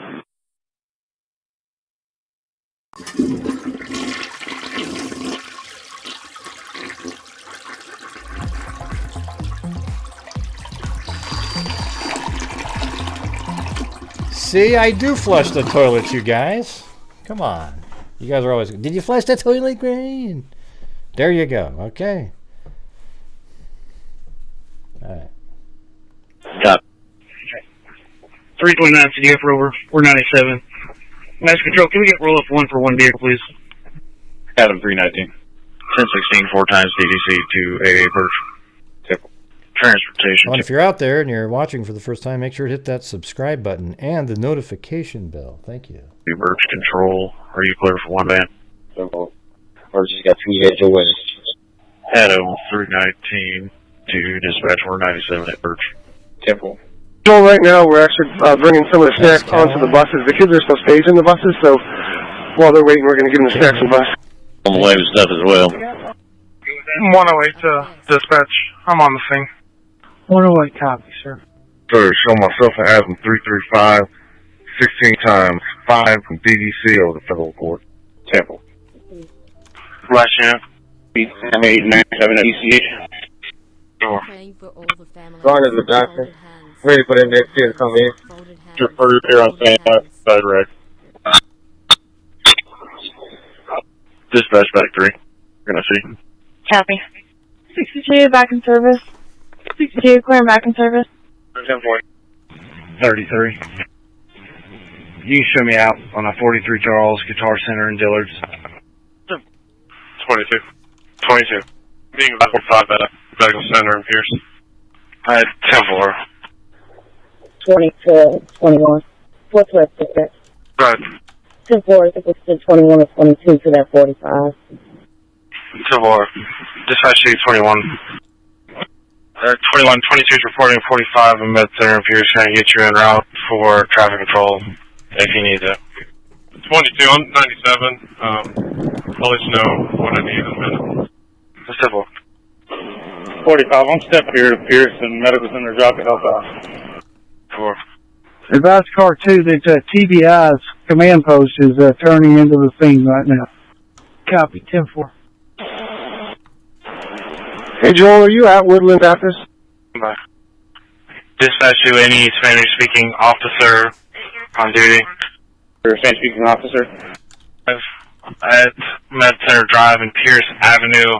If you're able to break away, signaling with Adam 21 will be, excuse me, Adam 22 will be working that crash. Drive and Pierce Avenue. Yeah, so I mean, I don't know. It just keeps breaking back in, but there was a while back where that's all they were talking about. But now it's just, I think that's been resolved, but they still keep bringing up different things. Thanks, Southern Mom and Mama 457 Rose, K-Me, and Cadillac again. Thank you. 10-4. Do you guys want to keep listening to this, or maybe try to do? I can open up the lines for phone calls if people want to call in and talk about what they're thinking about. Yeah, but don't try to come in and do some weird, like hate rant thing about transgenders. See, people think all I ever bring up is the inequity of the issue. I don't care what somebody identifies as or wants to be or anything like that. But when you start trying to interfere with women's athletics and other things that women have worked so hard to do over the years, to have somebody else take up a category, I don't like that part. Sad stories, my peppy make me smile. Thanks, Grant. Yep. And then Southern Mom said, "Thank you for covering this horrible shooting. I live just south of Nashville. Evil people can strike anywhere." Yep. Sad story, but puppies make me smile. THX Gray.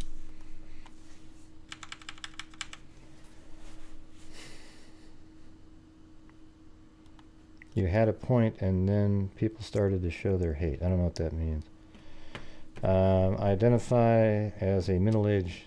well, hell, I identify as a millionaire, and hopefully soon I'll be getting checks to fulfill that wish, you know? Yeah. Do you have a picture of the shooter? Yes, I do.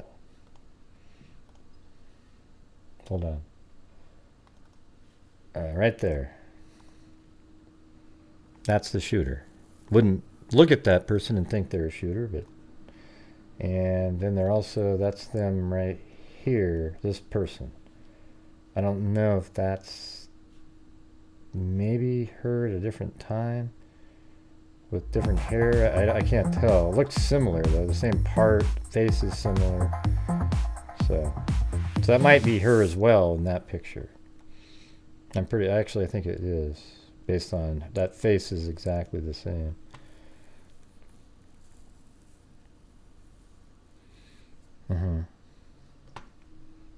So here we go. These are the phone numbers you have to dial in if you're on the West Coast, East Coast, Central. I mean, I don't think it really matters, but they like to have it that way. And then there's a meeting ID and then the passcode.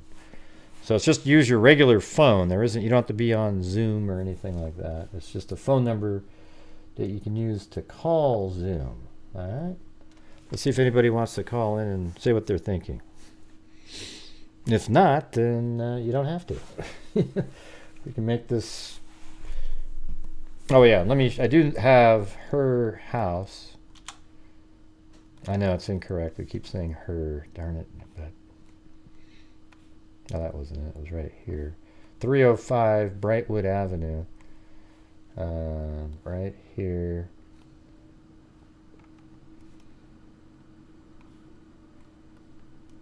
I guess that's the house. Right there.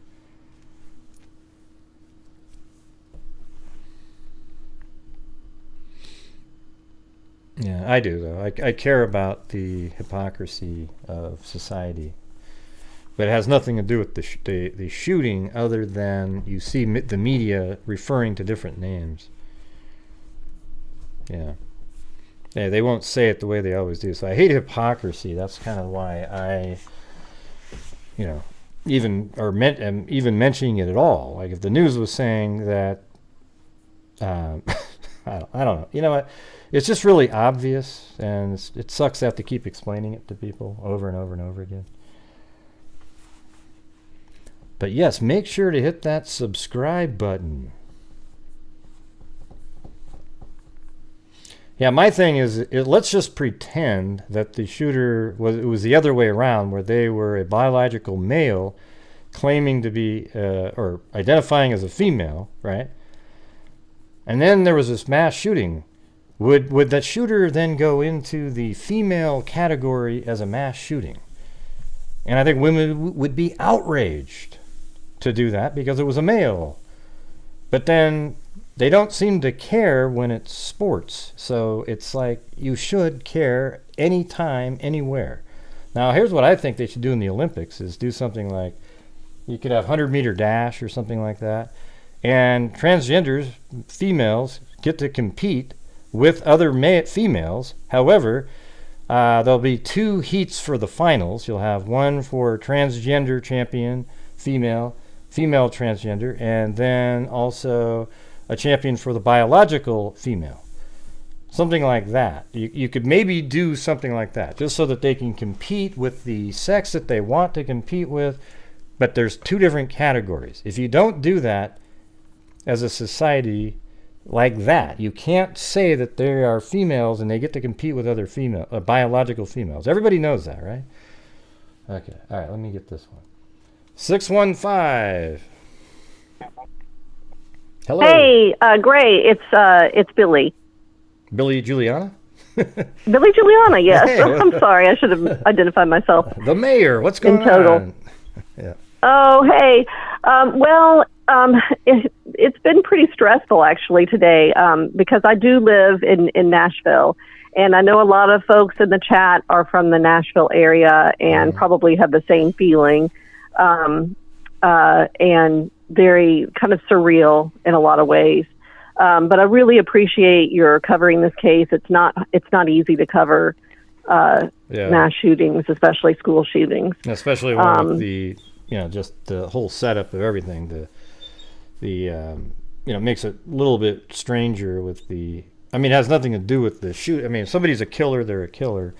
But just watching the media sort of like they're not sure what to say because they don't want to give credit to the wrong sexual orientation. It's just absolutely crazy, So.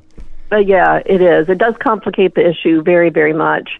When at bottom we're dealing with, someone who apparently had a grudge or had some kind of hate in their heart of some kind, and decided that they would carry out an act like this to express themselves and to release some pain. I don't know, and then also probably more than likely to end their own lives as well.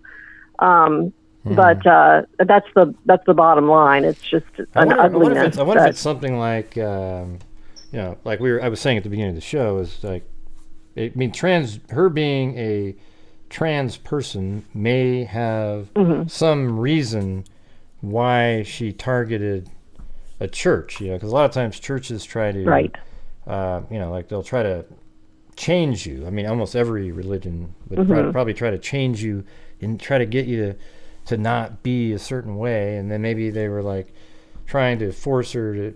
I mean, I don't really know. We don't know anything, but I'm just throwing out a possibility. Right. Yeah. Well, that's a very reasonable idea, because I had the same thought myself. I had actually been talking to another friend of mine earlier today, and I threw out the idea that it could possibly be she, since she had been a student at that school, and actually. I'm thinking that this is neither here nor there, but the school that you see on the map where this occurred is not actually where she attended, because that school was built after she was 11 through 13 Well, they said years that old. she. Somebody said earlier that. Oh, was it really? Because somebody said earlier that she went to another school first, and then changed her mind, and then went to this one. But a lot of them have been saying that she went. I mean, all the press conferences, they said that she's been here. Maybe they did an upgrade, or are you saying this never? Well, let's go back. Let's look at the map. Here we go. Hey, like we always do. So you're saying... Yeah, that's a good idea. Yeah, I would love for you to do that, because it seems like that school was built like in the last dozen years or so. It was there in 2003. Oh, okay. But it has expanded. The hold on a second. Let me look at. Let me just turn this off, and then, the whole church part of it was added. Okay. Well, then it was the school that was there then, and then they added the church. Let's see when that was. Well, then I was wrong about that. Well, let's just check and see when that was. They're building it in 2007. So she's 28, right? So let's try to go math backwards. So 2008 is 15 years ago. She had been 13 at the time. If it was done, it was the church though was completed being built in 2010, which is 13 years ago. She'd be 15. Yeah. So I don't think she could really be there at that time. I think it just goes to sixth grade, right? Something like that. Right. Exactly. It would only go up till about when she was about 11 or 12 years old. So at least, if she might have been she definitely was enrolled at Covenant Presbyterian, but she may not have been at that site, or the church part may have not been at that site, because I know that it's been a big building project that had been going on in fairly recent years. Yeah, well, it wasn't there at all in 1999. There was just grass there. Right. 2003, they already had the school built, though, 20 years ago. Exactly, yeah. I think the school was established in 2001, so it's a fairly new school. But reputation, in town is that it is a very fine middle school. It's not over the top in terms of extreme religious beliefs or orthodoxy. It's a Presbyterian denomination-oriented school. But however, back to your point about how she might have felt as a student there, and whether that,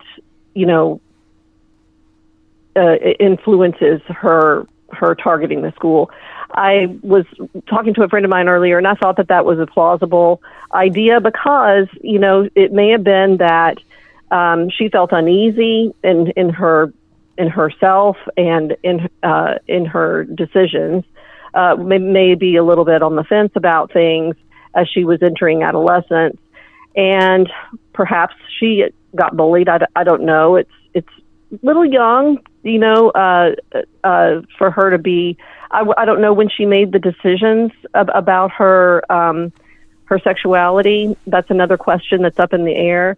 But if it was as early as her, middle school years, as her like 10, 11 ages, then, she might have run into some bullying from other students. And as you pointed out, she may have gotten a talking to by counselors at the school. She may have actually consulted the counselors herself, and perhaps had met with some friction or some, lecturing from a religious standpoint about her sexuality or about her thoughts. Let me ask you, this is kind of a anything weird like one. that. What do you think about, I've always wondered about this. You know how like when I was younger, there'd be these girls they would be tomboys, right? Like they would just be, but they were actually girls. I mean, they'd like guys and everything. But I wasn't sure, but then there's probably some that were tomboys that were actually transgender people. Yeah, or I something. agree. Yeah, never. Yeah, I agree. That was my experience growing up too. That there were plenty of young women and girls that I knew in classmates of mine who played sports, who were completely what we would call tomboys. And yeah, looking back, I wonder, would they have preferred to have been men? Did they go on to some of the folks that I didn't keep up with as the years went on? Perhaps they did. But I really specifically don't remember any kind of taunting or teasing that went on for girls that were athletic, tomboyish, or preferred. Here's what's weird: guy is like, type thing. We're just sitting here talking about the why, and you get these idiots in the chat that are, "How dare you talk about the why? There's no rationalizing." Well, here's the thing: is we want to know the why because that's how you figure out what the hell. But we're not. This person's a barbarian. They went in and killed three kids and 3 people. But part of the story is the why. That stuff's all going to be coming out. It was obviously in the manifesto. It's very important. Yeah, people don't think that. They always think they're holier than thou. What do you call them? The moral superiority police. Virtue signal. Yeah, virtue signaling. Yeah, that's the word I was looking for. Yeah. It just sucks. Yeah. I'd like to be able to just talk. Yeah, about I'm sad that's going on in the chat right now. I'm not looking at the chat actually, but the why is important because as we go forward in the future as a society, we need to be able to notice problems, notice when people are having certain feelings or certain leanings, and provide help if we can. We need to help support each other. You got to pause for a second because somebody said, "Still no excuse for killing," as if we sat here and said, "Hey, everybody, because she was in there, that's an excuse for killing." All we're saying is talking about is what may have been going on. We don't have a clue what's going on. We all acknowledge that this person's a wacko killer. Is it okay to have a conversation about things that might be going on? There is an answer somewhere out there of why she was doing this. Why can't people have that conversation? It's so amazing. I agree. People, they're just clueless. And that is definitely why, of course, this is a terrible tragedy. And at the end of the day, whatever happened to this person made her into a monster or made him into a monster, whatever way the phrasing will be going forward. Or it's possible that they've always been. I mean, there's nature versus nurture. True. Now, if there isn't a scenario where she wasn't bullied or anything, and didn't have this deep hatred, and she just was the way she was because that's how she is, then that wouldn't shock me a bit. There's many people like that. It's just, that's true too. Like there are some folks that I believe, and this is debatable, but I believe that there are some folks who come into the world just with a dark side, and it's really hard to pull them from that, even with all the support that they can that they can receive. They just fall right off into that dark tendency and do bad things, and that is more of a nature argument, and that could be very well what happened here. But looking at a little bit at the social media that you showed earlier, and seeing that she was very into art, and like you said, there's some of her art is on the lighter side. It has some humor to it. Very kind of some of the pieces show a lot of talent. It looks like this was a person who was struggling with something, had some potential, and decided to give that up. Now, it's tragic and it's awful. And so, by the way, I feel terrible. I haven't expressed my condolences to the people of Nashville, and especially to the victims and their families. But of course, I've felt that all day, and I just want to make that clear that at the end of the day, we're talking about a terrible tragedy. And well, I think it's just horrific people. knowing that some of those parents, they didn't get, like I was saying at the beginning of the show, how you see all these pictures of people so relieved to find their child, and there's at least 3 sets of child parents out there that didn't get to have that same relief that everybody else had. Now they're just absolutely, I mean, some of them, maybe it was their only child, and they were so happy to give them everything that they could, it's just, oh God, brutal.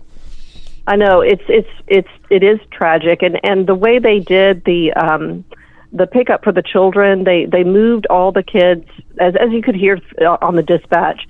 It may not have been exactly clear what was going on, but they bused the children from that site. They wanted to clear that and secure that scene for the cops to go through. So they bused the children to another church that was just down the road at the corner of Hillsborough and Woodmont. And so a lot of the parents were picking up their children there. And there were some interviews on local television about there was some friends that had gone to support their friends who had children there, and a lot of the parents were arriving and they weren't finding their child right away, and it was just a panic scene.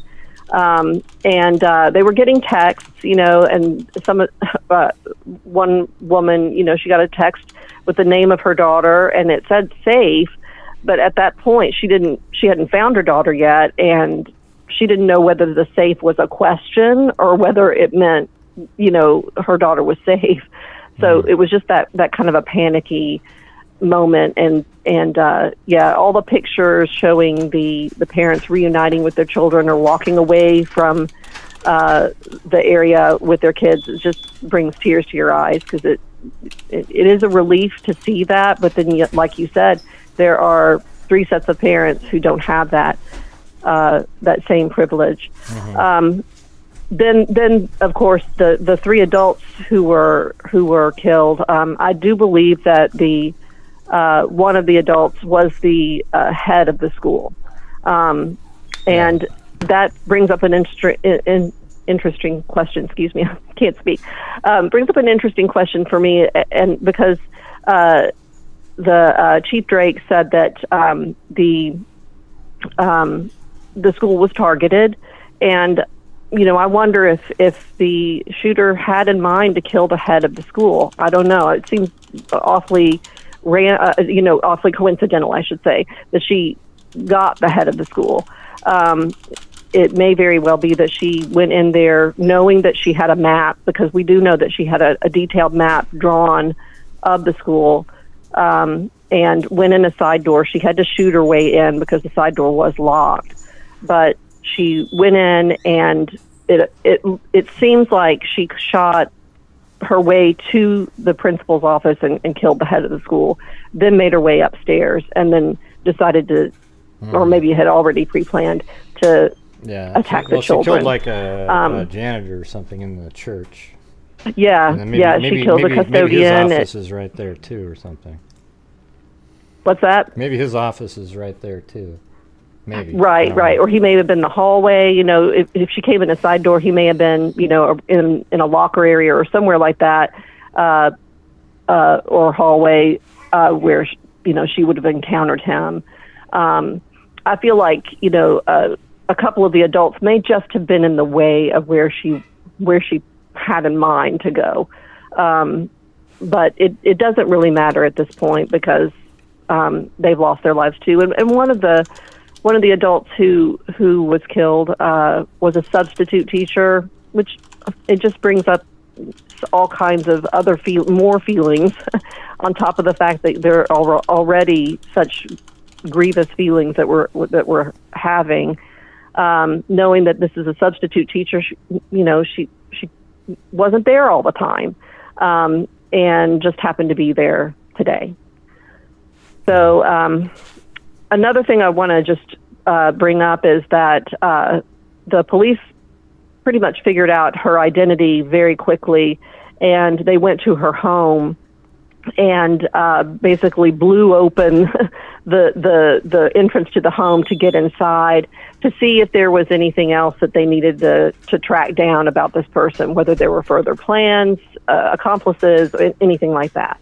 And that the location of her home, where she lives with her parents, is so close to where I live in Nashville that when they blew her front door open, I felt the percussion of that at my house. So it was, I thought, my goodness, what is going on? Is there further violence going on? But it was actually just the police breaking into her home. And I do believe it's there that they found the manifesto and her maps that she'd drawn, and maybe some other things too. I think that the chief confirmed that she had planned on attacking another institution of some kind and had left that out of her daily work today because she thought it might be too risky. So she just went to the school instead. So there was a lot of thought and planning that went into this, and just indescribable. And at the end of the day, they mapped out the whole church and everything, diagrammed it. Yeah. I mean, they went in and found a whole bunch of stuff. The diagram. They have a manifesto. I hope they release. They probably won't. Well, unless the person sent it to media outlets, law enforcement likes to keep the manifestos for some reason. Because they probably really? They don't want I didn't realize that. Well, hopefully they'll release it, but I'd like to read it because that'll give you the answer to the why part. Even though a lot of people don't care about the why. I mean, I'm more. The why is something that I think about later. You figure out like who did it, who did this, who did that. But you always hear family in murders ask the question why at the end. So let's not be disrespectful to them and get so angry when we're trying to figure out what the why is. Maybe they might get an answer by people discussing it. Right. Who knows? I agree. I feel like it in some ways it is disrespectful to think that the family might not want to know why this might happen, how they can go forward and make sense of this. Even if it doesn't make sense, they at least know what kind of angle this was coming from, or what kind of thought process was motivating this attack on their loved one. So I feel like that's an important thing for, as you point out, for a family to know. And as a greater society, I feel like it's important to know. Dwelling on it and spending years studying it just for entertainment, maybe that's not helpful. But studying it as for helping society move forward and as a safer society is very important. And I feel like knowing what is in her manifesto will be helpful to know. Yeah, no, I think it'd be good. But we're being disrespectful. We keep saying in her manifesto. Okay, it needs to be. I'm using her. I know. No, but that is. I know what you mean. It's funny because you said that you thought that Chief Drake had gotten. Somebody asked the chief, "What was this? Was she?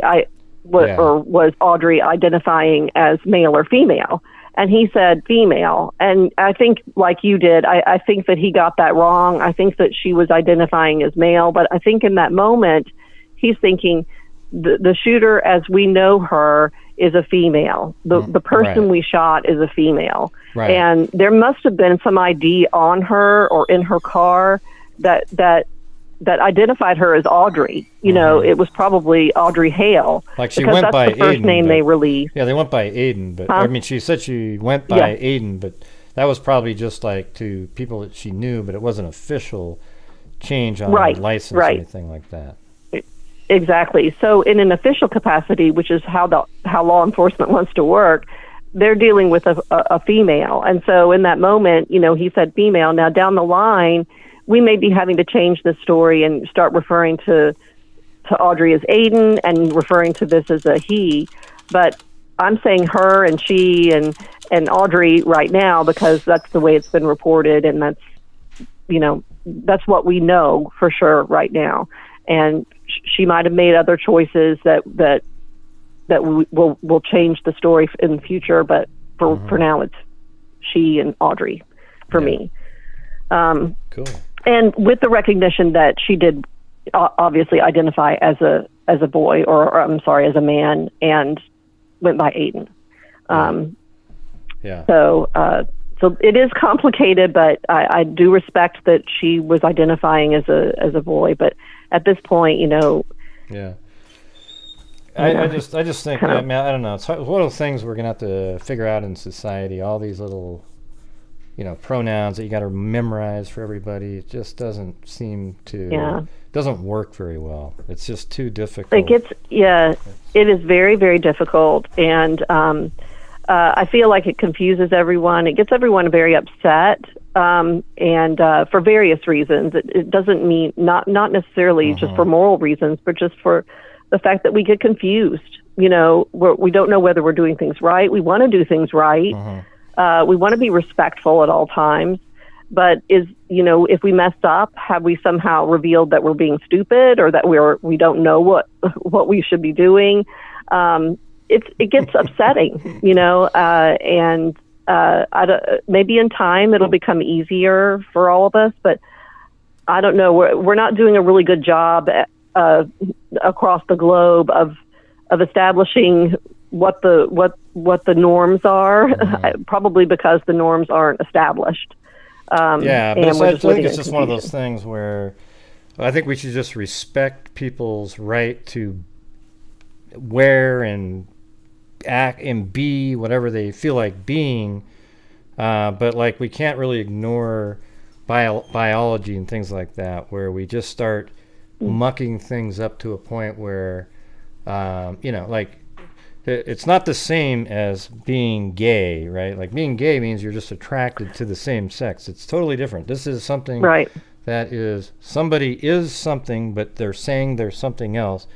And it's hard for people to look at it and go, oh yeah. I mean, I know it exists, that people feel more like they totally identify with being a female. For example, if you're a guy and you're a transgender, you identify with being a female, so you're absolutely feel like you are a female and you hang out with females and you do things with females, but you're actually not a female. That's the thing about it, you know. So that's where it gets confusing, because if you're out and about, if that person, the example that you just mentioned, if that woman who was born a biological man is out and about in society and still presents as a male, it's very hard for those of us who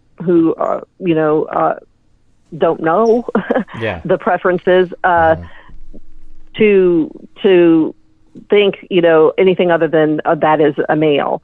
And I think the idea, maybe on a greater social philosophical scale, is to make gender neutral in general, and just kind of get to a point where we're not even recognizing genders. But I just feel like that's an impossibility. There are genders, and we're gonna have to choose one or the other.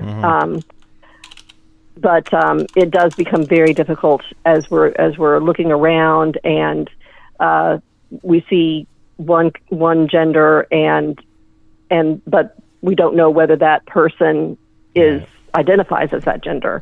And again, we're always trying to do the right thing and be respectful, but it's inevitably we're going to trip up and perhaps say the wrong name, say the wrong pronoun, and like you said, it gets very confusing, and it gets a little bit philosophically questionable. So. Yep. Awesome. Well, hey, I appreciate all your the conversation. Oh, you're welcome. There was only Thank you for taking my call. There was only a couple people whining by the way. It wasn't a ton of pizza. I just was like, I'm glad about that. I like to refer to him I don't right wanna- away, though. You know, it's crazy. Right. I don't want to cause any heat in the chat or anything like that. And this is a very sensitive topic, obviously. And I think that we all are in a mode of being sad and feeling remorse, feeling perhaps exasperated because this is becoming kind of commonplace, unfortunately. Yeah. And so that mood is all there, and I think a lot of people's emotions are very high. But at the end of the day, this is something that we're going to want to know more about, and even while we continue to grieve and pay all due respect to the victims here. So that's right. All right. Really, Well, I got thank you again for. well, thanks for calling in. Yeah. Got another caller here, but appreciate you. Sure. Okay. Wading into the subject. Okay. All right. Have a good one. No problem. All right, bye. Thanks, Gray. I appreciate it. All right. Bye. Billy Juliana. All right. Hello, 806. Yeah, is this Gray? Yeah, it is. Who's this?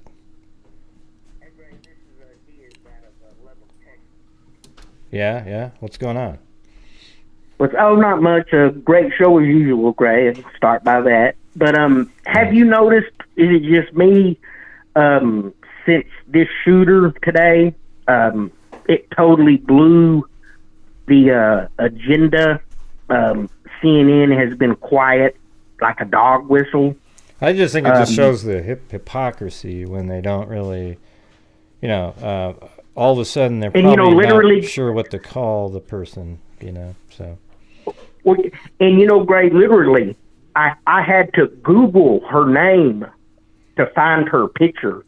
If this would have been a straight white male, his picture would have been projected on every screen in America for the next 10 days. That's probably true.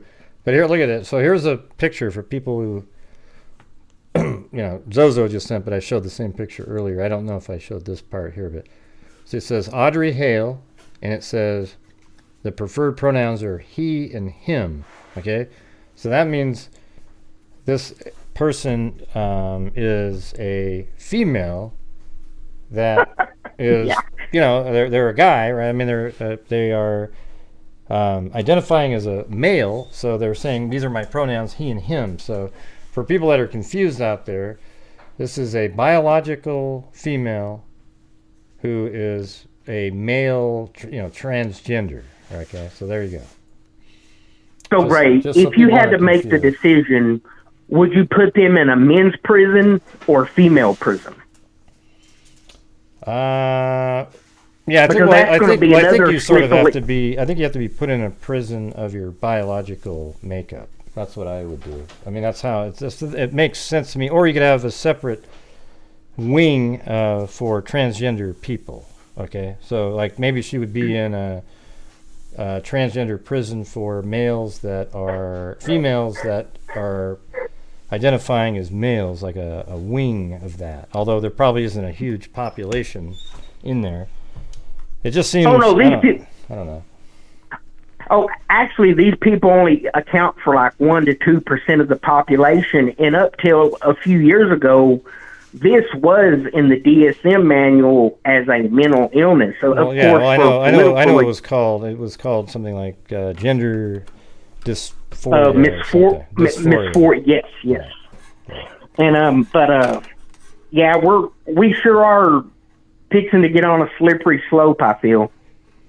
Yeah, I mean, I brought up the athletics part. I don't really care what somebody wants to identify as. My thing is, I just don't want it to be. Yeah. I just don't want it to, like, women's athletics is my biggest issue, and other things, like other achievements.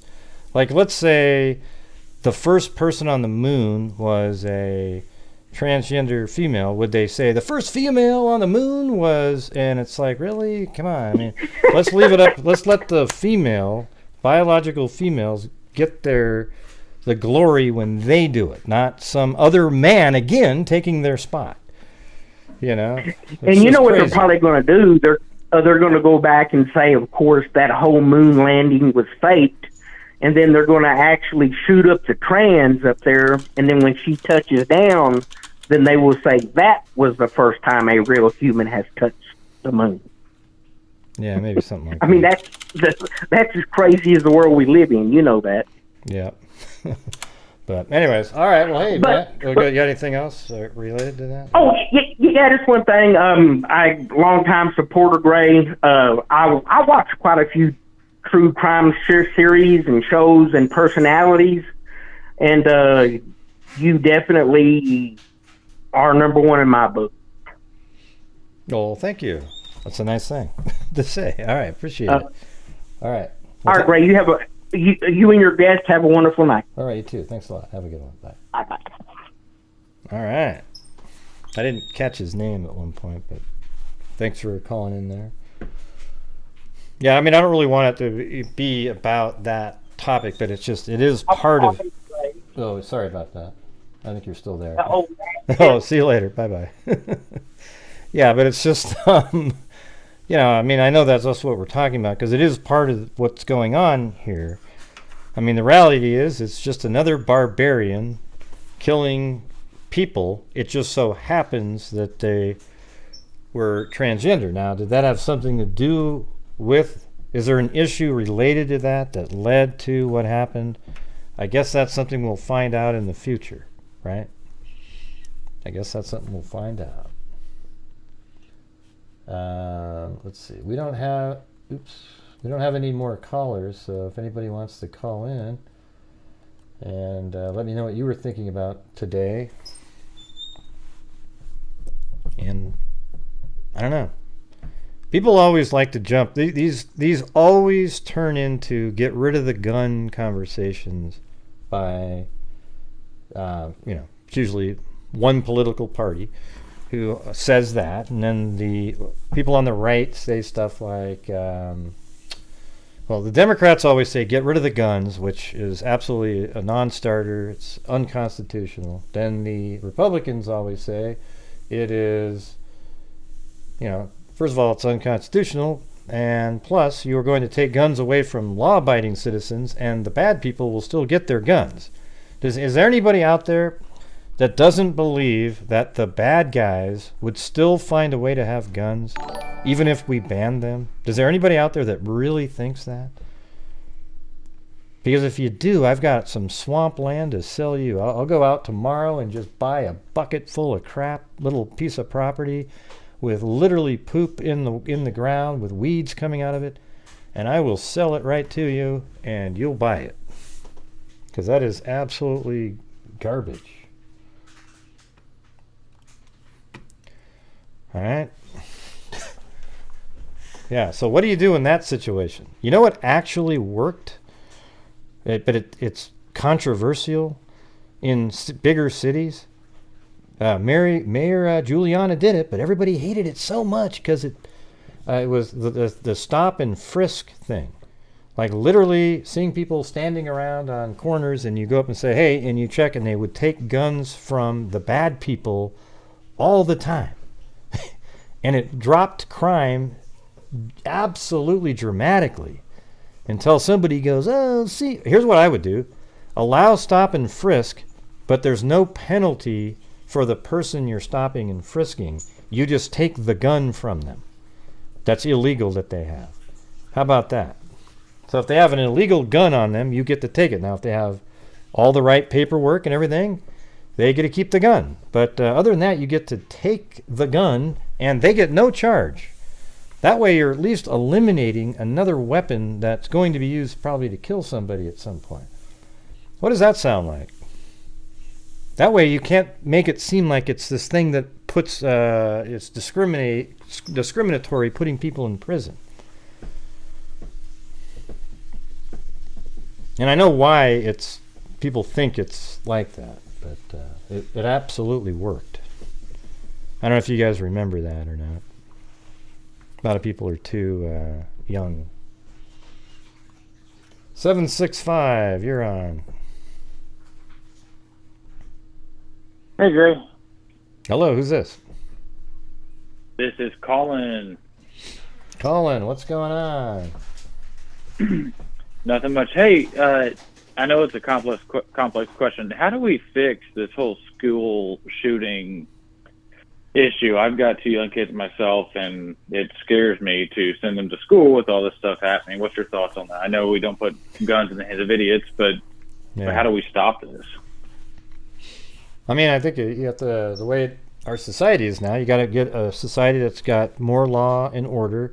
You have to be able to identify people that have mental issues earlier on and get them treatment, and don't allow them to have guns for a certain amount of time. And then have armed officers at every single school and absolutely secure the schools much better, where a gun can't shoot through and get through the door. Like, you got to make sure that when a kid's at school, they're absolutely safe. So I guess those 3 things there would be a start for me.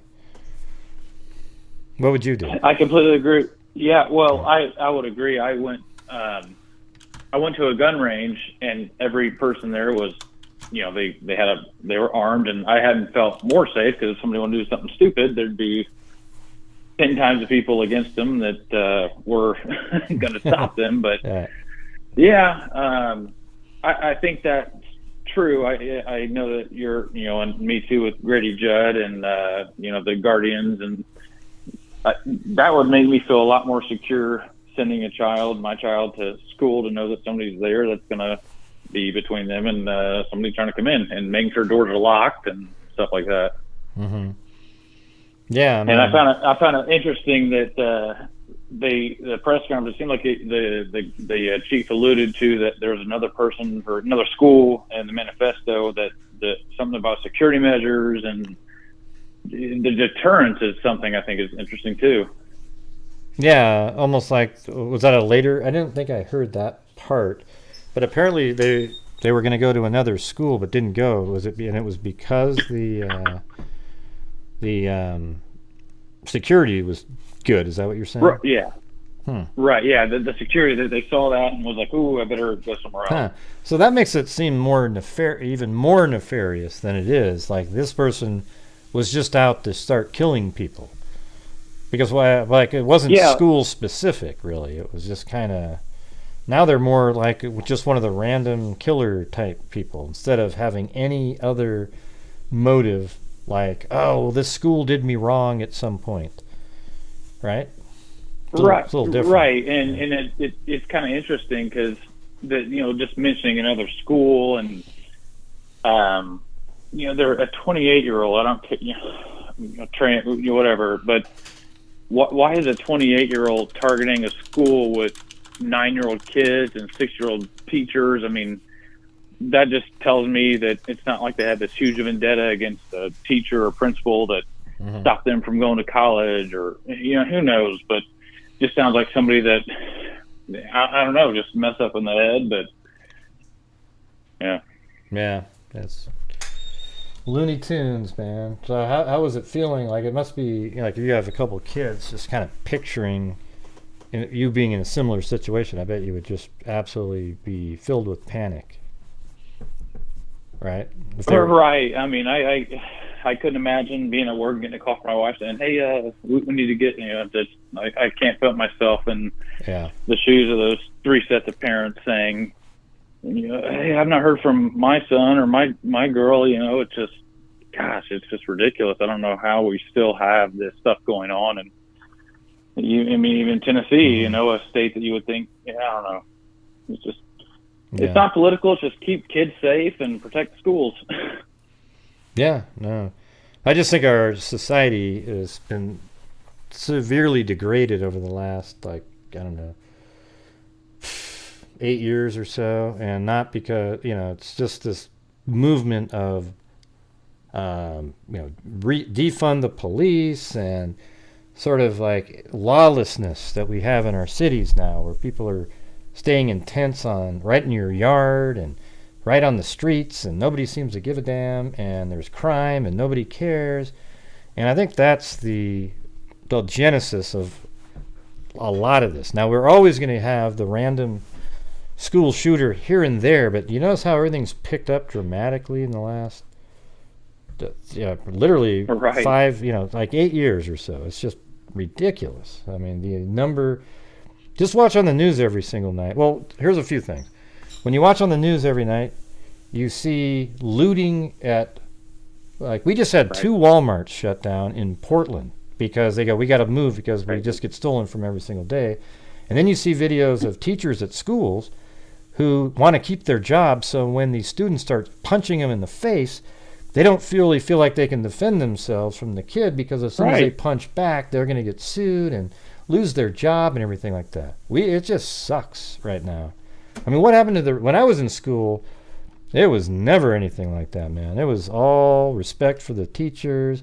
You might not have liked the teacher or whatever, but you would never get up and start trying to fight a teacher. I mean, my God, this is just ridiculous.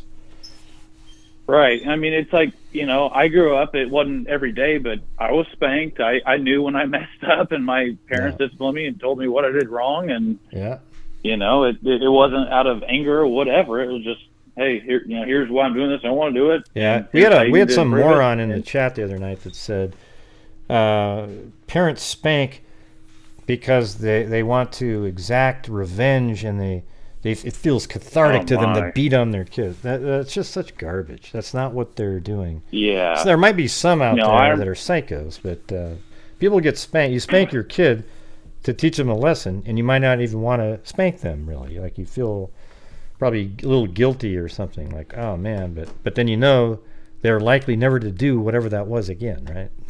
Yeah. Right. Yeah. I remember I hit my brother. I shoved him off into a wall, and my dad said, "Dude, I don't want to do this, but we don't hurt you." And I didn't do it again, and I didn't resent my dad for it. It's just I learned, and but I just feel like society, just like with the teacher thing, you get on social media and you see these kids, assaulting teachers, and if the rare occasion where they retaliate or they fight back, they're put in prison. It's just crazy. Society is. I think everybody's just afraid to do anything. They're afraid to get gaslit and canceled, essentially. Yeah, I mean, it's hard sometimes to even talk about something. So you got to even toe a tight, like you're just tiptoeing. You're on a high wire act, trying to navigate through specific types of topics, because people just get so triggered.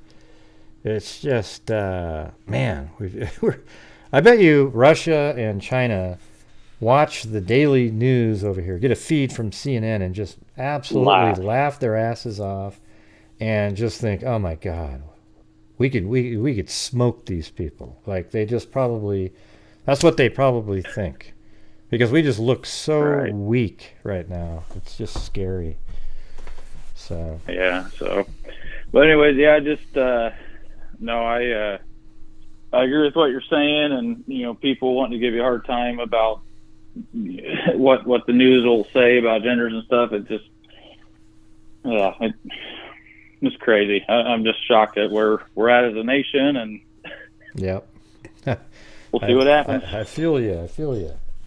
But anyway, hey, I appreciate you calling in, Colin. Alrighty, great. Have a good night, sir. You too. See you. Bye. Colin. Not sure which Colin that was, but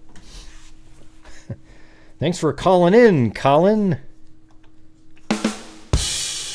Hey, thanks, Laconic. Man, that was good. Thanks for calling in, Colin. That's what his name's going to be now. Calling in, Colin. Yeah. Yep. Yeah, that was a good one. They're all good. I mean, Billy Giuliani has good insight, thoughts on things. All right. Let's see. Don't you guys feel like this is all... I mean, it's very likely, let's say, coming from the lawlessness that our society has in general. just the absolute lack of law and order, the fundamental key to having a civil society is law and order. Doesn't everybody agree with that? Like, if you get rid of law and order, it turns into anarchy and just doing whatever the hell you want to do. That's the reality. And look what's going on in the streets, in the stores. People are stealing things just because they want to. They're punching teachers. They walk down the street and punch somebody in the face. And it's just because there's nothing out there. So the thing is, there's no law enforcement. I mean, they're there, but there's just so few now because people quit. Because they can't even do their job without getting, oh, they're on the news. Let's see the body camera. Oh, my God, we got 14,000. Oh, my God. Oh. You know, it's horrible. You know, they have to make split decisions. Bad things happen sometimes. There's some cases that are obvious, you know, horrific things. But just think about what's going on here. Look at these cases where, remember the lady that pulled out the taser, or she meant to pull out a taser but pulled a gun, the officer? Well, why did that whole event happen? The reason it happened is because the individual that they pulled over tried to escape the cop and then jump in the car and pull away.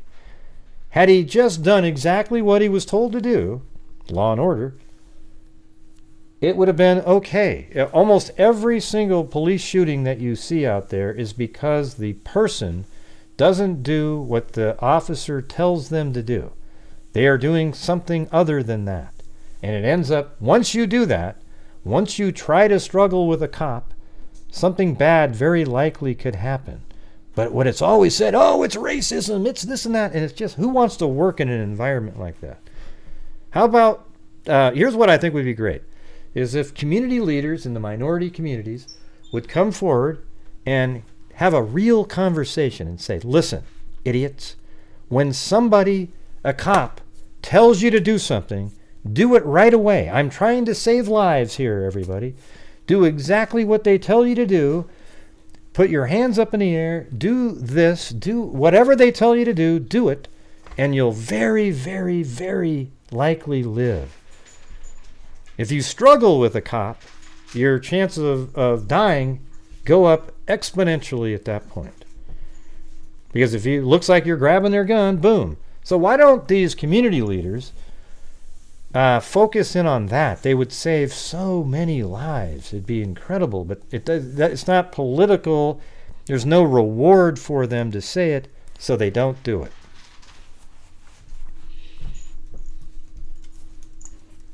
Man, reality. Man, let's see. Yeah, Alec Murdoch, yeah. I don't know, man. I feel like I just have common sense, but there's a lot of people that hate everything that I just said right there. Everything that I just said right there, there's a lot of people that hate that. Do you guys remember, this is the quintessential case where I realize that it's all political and it's all for sort of likes and being who is the most woke bullshit. All right, here it is. Here's the answer. Here it is. You remember the case where there were two black girls? One of them was holding a cute little puppy, and then this other girl was out like fighting with somebody, and then she went towards the girl holding the puppy with a knife in her hand, and then the officer that showed up on the scene right there blew away the girl who was about to stab the other girl really quickly. Bam! I mean, it was amazing. That guy should be cop of the year. But LeBron James came out and said, he goes, oh, he was all over that cop right away as if he did something wrong.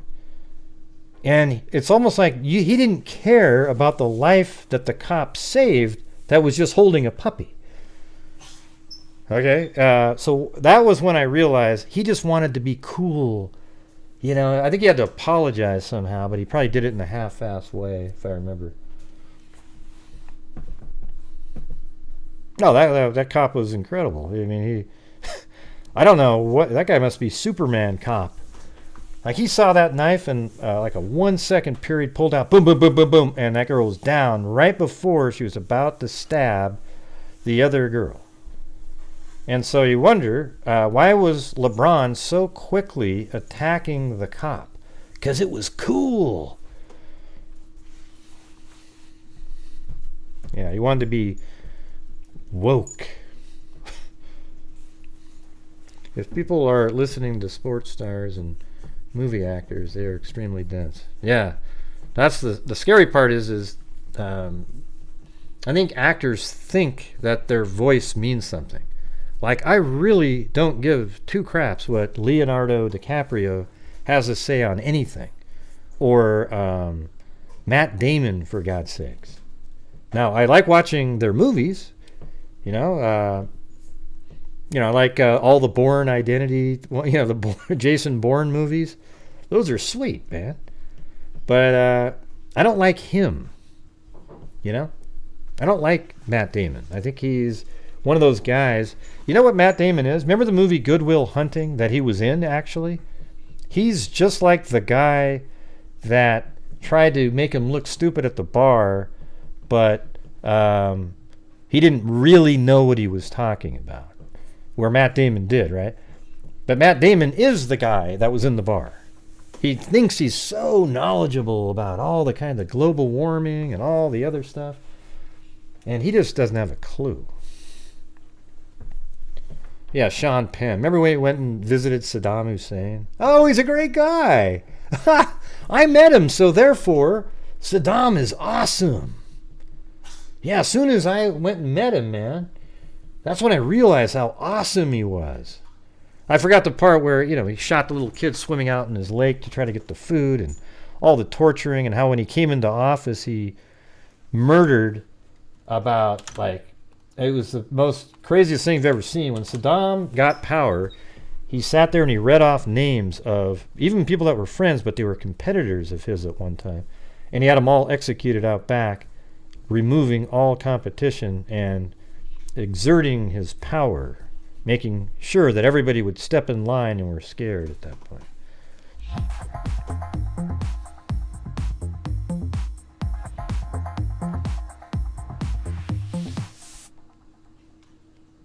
Gray, you been following the Gwyneth Paltrow case?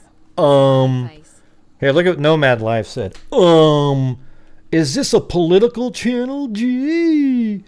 Not really, but tonight I'm talking about a little bit of that. Is that okay? I mean, it sort of feels like that's why a lot of times I don't cover the school shootings. This one bothered me more than normal because it has kids in it, So I'm talking about it, and guess what? It's political to figure out how to solve some of these things. And I'm telling you from experience what I've seen out there. Now, you don't have to agree with it at all. Okay? You can think whatever the hell you want. I'm just saying what I think. Hope that's okay.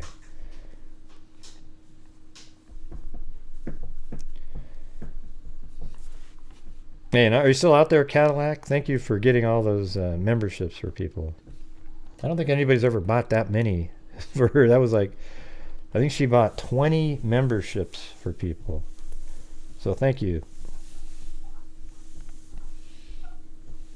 At 11, there have not been many school incidents and then turned on. There's been a ton of them.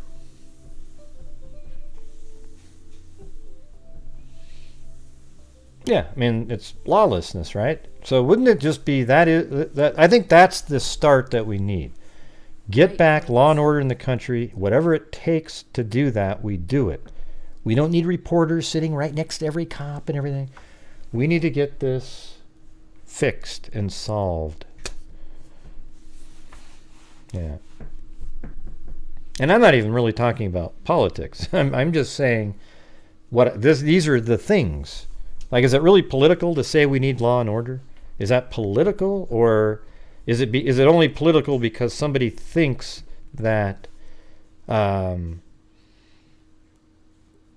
there should be defunding the police, so therefore it's an opposing opinion and therefore political? Is that why that's going on? I don't get it. I don't see how what I'm saying is political, other than just what it is. Was the right around the time the American school system decided to give every... Yeah, I mean, the participation trophy thing I've brought up many times. I think that is a hindrance to society. I wouldn't want my kid to be proud holding up a 12th place trophy.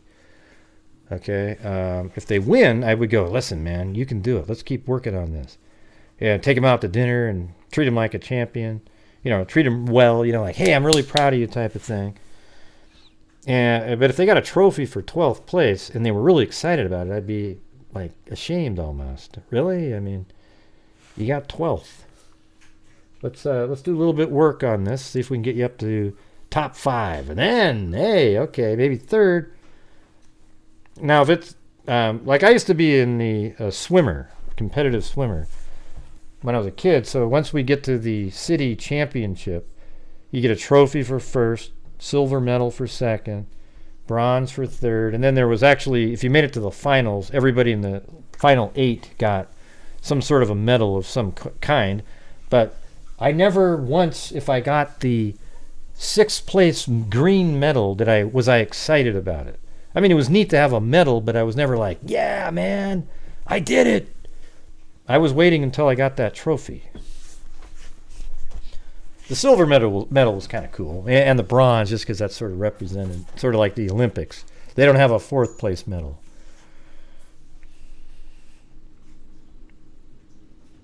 Mm-hmm. Yeah, I mean, you know, somebody always has to be a winner. I think if somebody competes, you know, especially in like running or something, getting a 2nd place medal in a city event or something is pretty good.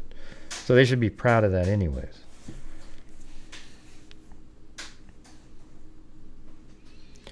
I think people need to stop depending on the government to fix their issues. I totally agree. It starts within your home. Right, exactly. Thank you, Bama forever.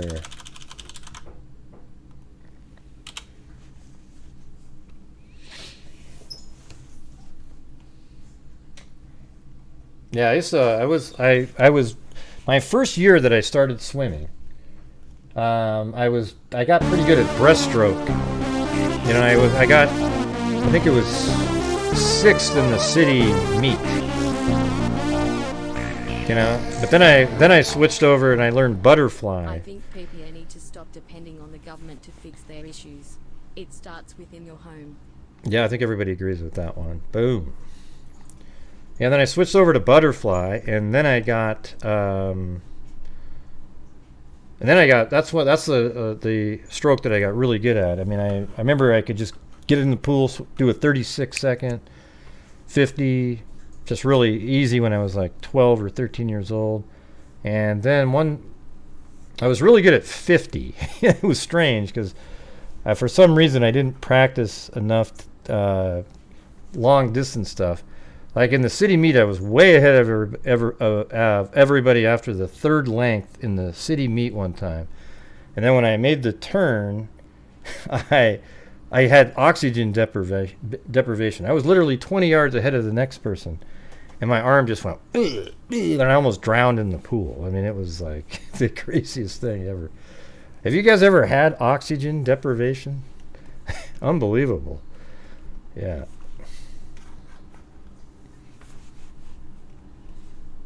Yeah. Oh man, that's brutal stuff. Is this the swimming channel now? Yes, it is, Schroeder. Yes, it is. I don't know what else to add to the shooting story. I think I've said all the thoughts that I have on it, and you know, it's really shitty, horrendous event to happen in Nashville, especially for the family members of the victims, and even more especially for the parents of the 3 young kids that never even got to have a life of any kind, really. And that's just absolutely horrendous.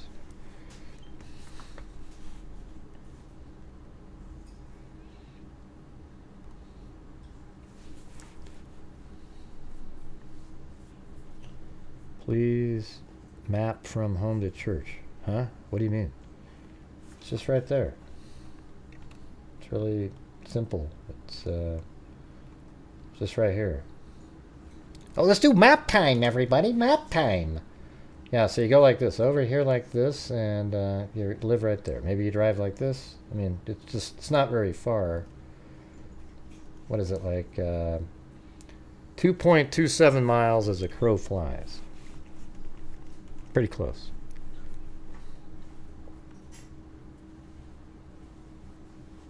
Yeah, nobody said that Mix-a-Lot. You always get these clowns. Their brains don't work well. It's weird. Yes! Mix-a-Lot. We all said, yeah, more guns.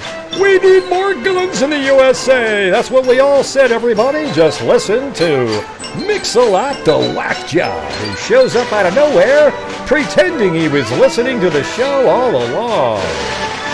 Yeah! And you too. Yeah. Oh, God.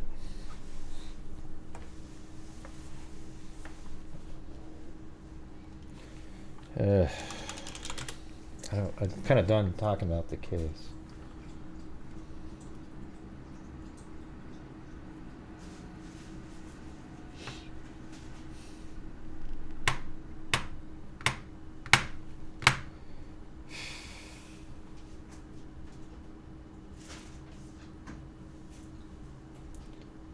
Church school this morning and park. Okay, so it says active shooter Audrey Elizabeth Hale, 28, drove this Honda Fit to the Covenant School campus this morning and parked.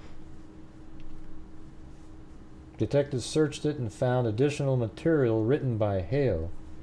She fired a number of rounds inside the Covenant Church school building, armed with, she had 2 AR-15s and a pistol. That's what I forgot to mention that earlier.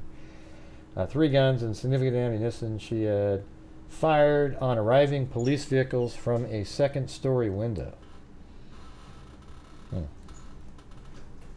Yeah, so she had like 2 AR-15 type. Well, I don't know what you call those. They're a little different.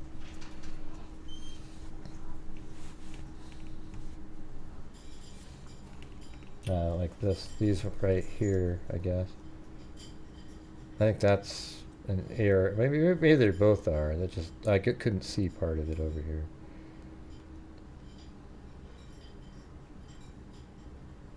So I guess those are the 3 weapons, and that's probably blood right there, I would imagine. I could even put a little artwork on it. That's interesting if they were going to already release shots of the guns already. And that's the vehicle there. Let's see where, I can probably tell you exactly where that was parked.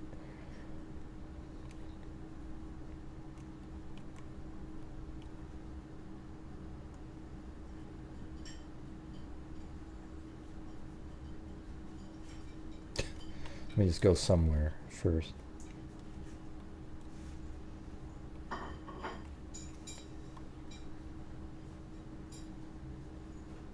Yeah, I think that's kind of in this area here. I think it might even be...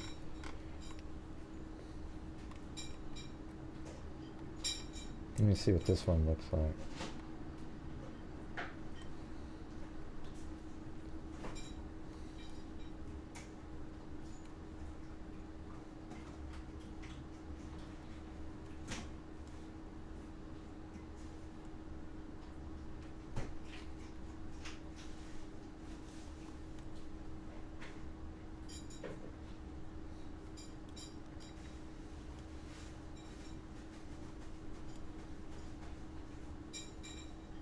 I mean, it feels like that building right there with that is right here. Because it has the right window and then this little thing here. This is 2019 though.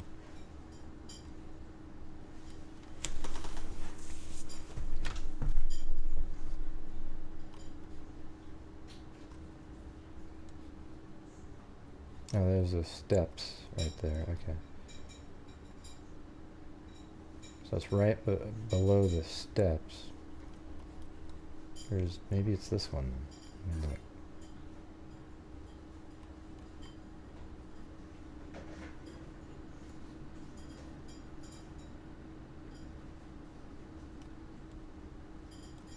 No, it's got to be farther back than the steps are over there.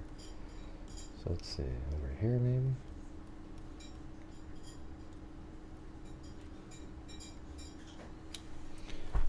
Yeah, I don't know.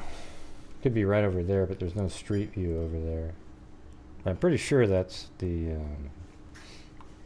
general, like this side of the building. Although I don't see that. Yeah, maybe it's not, because then you would see the rest of that. How about right over? Well, if you went into the church first, maybe it was over there, but not. So let's see, right here. That's similar looking. Oh, they didn't do street view. Darn it. I wonder if it's this one. This might have made more sense. I think that definitely looks like that would have been more accurate. Except I don't think there is street view over there, so we're not going to be able to tell. But it's interesting, the park over there, and then you go into the church first.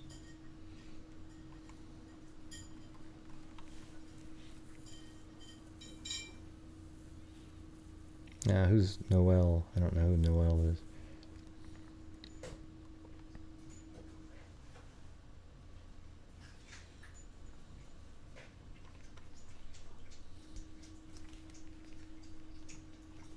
Did somebody else call in?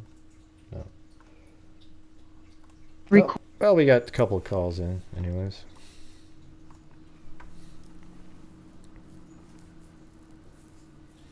Well, I think that's going to do it, you guys. I think I'm done with the show tonight. I don't really have much more to do. Who are you talking about? What boy? Who are you referring to?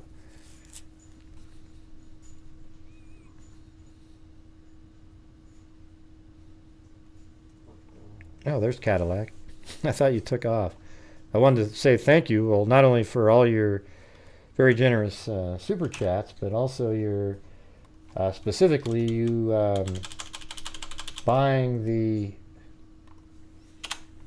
what was it, 20 memberships. I mean, that's awesome. So thank you. Who are you guys referring to? The boy Noel. What does that even mean, the boy Noel? I mean, it's ridiculous.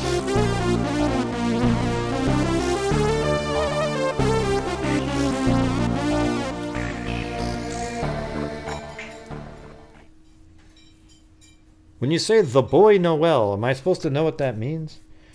The poor disabled 6-year-old Noel, the parents absconded to India. Yeah, I have no idea. Never heard of it. Yeah, I have no idea what case you guys are talking about. How am I supposed to know that? Just by osmosis through the air? You still don't get it? Did we cover that? That doesn't sound... No. Okay, Noel Rodriguez Alvarez. Let me look. Yeah, I've never covered that case that I remember, anyways.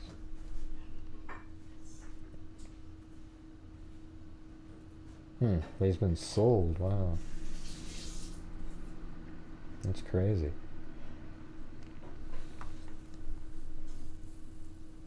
Yeah, I've never covered that case, so I'm not sure what made you guys think I would know that one. I mean, I deal with hundreds and hundreds of cases, and the shows that I do are the ones that I'm looking at, not the, just some random one-off one that you guys are all knowing about.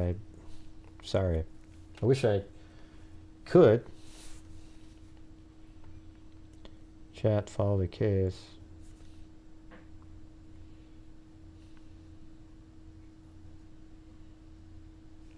I don't know why I know Mad Life. This is a political channel. Don't you remember your jackass comment that you made earlier? Yeah. Sounds like a pretty shitty story.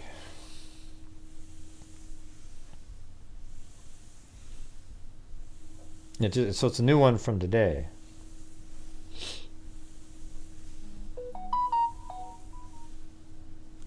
All right, you just have way less people though, Zozo. Like you have 25 million people and we have 300 and something.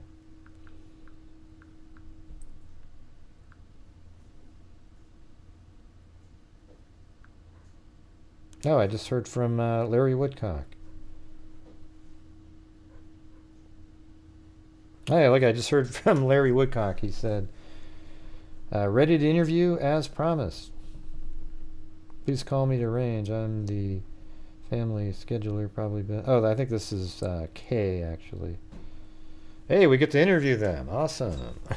Sweet.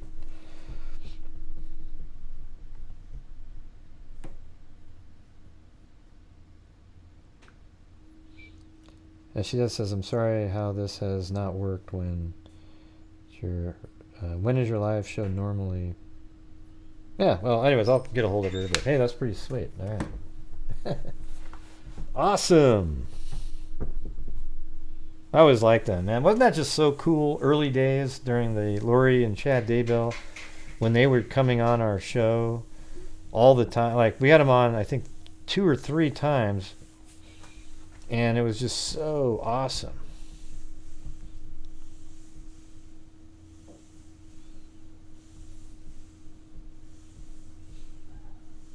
Yeah. Let's see. It's not really well known at all. I mean, a kid's face looks sort of familiar, but I wouldn't say it's well known. I didn't know you had them on the show. Yeah, we did twice. They came on to our show before it was anywhere near this big national story. It was literally at the beginning of Lori and Chad Daybell was East Idaho News and us on YouTube. I mean, that was it. I mean, they literally came on our show like 2 or 3 times at least. I have some audio interviews, so maybe I'm conflating some of that stuff. But, they came on and it was awesome. Then one day, who was it?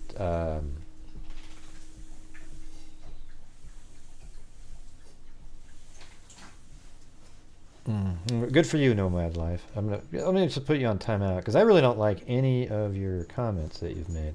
Maybe come back and be somebody normal. Never even seen you before in my life. Let's see.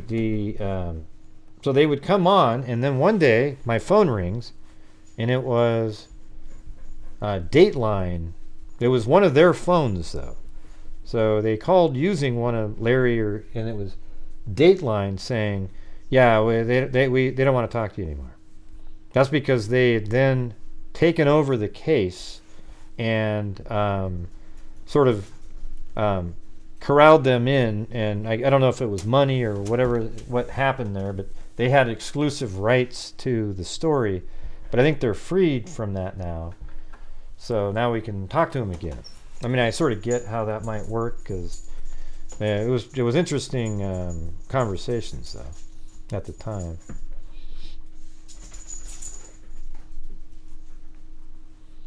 I think it'd be cool though, maybe get them on and maybe they just hang out and talk for a while.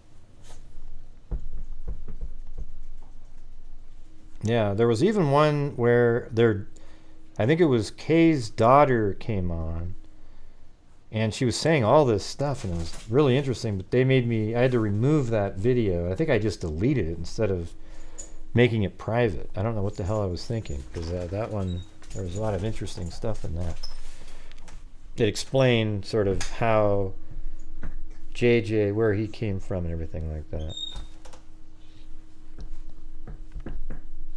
So, hey, sounds like we'll be able to do that. The lady the other night, what was the case that we covered where she was in the chat?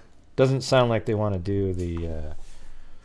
do something extra. I think they just kind of like their own thing that they were doing. I have no idea. Yeah, Chloe's crazy. She just runs around like a chicken with her head cut off. She's just running. Look at that. Look at. Oh, God. Poor Blue. He was just... See, look at that. That's going to be Chloe in a few years, that dog on the screen. Look. Poor Blue.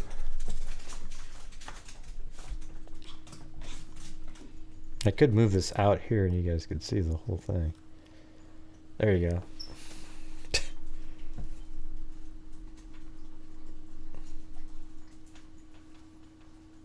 Yep, she's drinking some water now.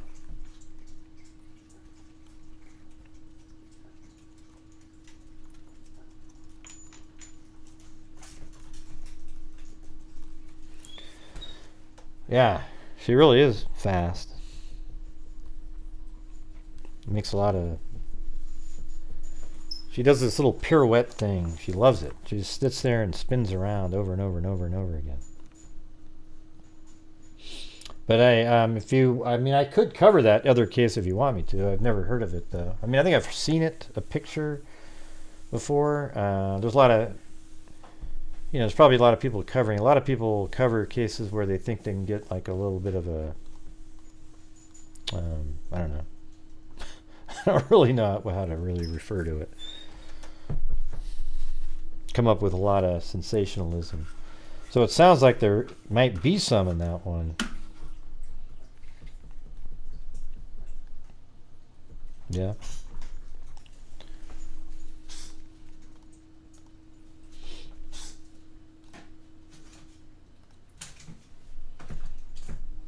Evil prevails when good people do nothing.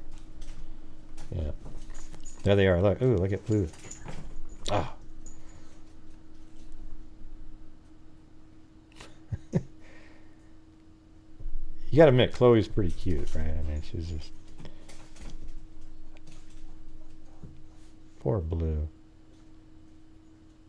Oh, look at that. Oh, I wonder if they're getting a little monthly sort of... even though, I mean, Blue had that little waggle tail thing.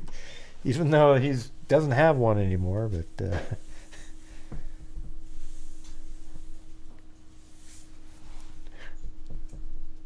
it's funny.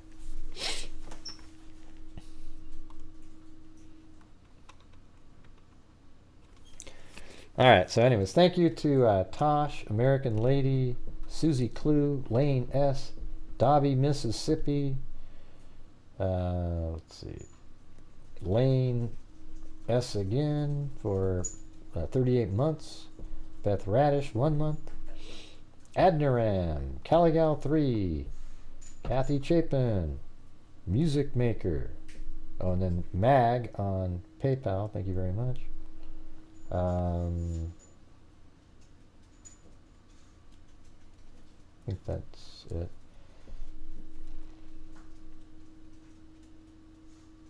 Okay. I was just reading something else. And then Your Gypsy, Eugenie, Juju Positive became a member again. Candalee Woodward Stone, Cuckoo Bananas, 26 months. Kiz EI, new member.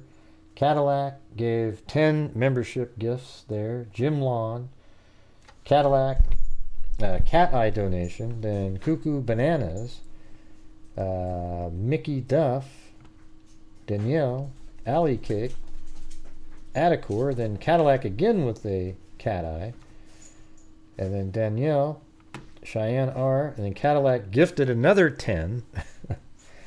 I mean, wow. Something for Maria, Danielle, Robin, Cadillac. Hold on, gotta go back up. Yeah, Cadillac, K-Me, Mama 457 Rose, Southern Mom, American Lady, LM as in Element Open, Mama She 13, Danielle, and then Cadillac again with a cat eye, Vicky Horn, Claudia Neubauer, Laconic, Danielle, Christy Kazi, Bama Forever,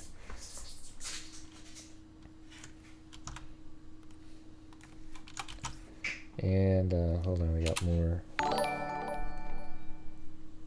Yeah, Bama Forever, and then Cadillac again with a cat eye, and then Crime Freak 3 months. So, anyways, thank you guys. And there's Crime Freak. Or is that like freak? Like you're a freak? As in a Gray Hughes Investigate Freak? That's what we call ourselves, everybody. That's why we have this shirt. We are, and then it says Freaks at the bottom. Okay.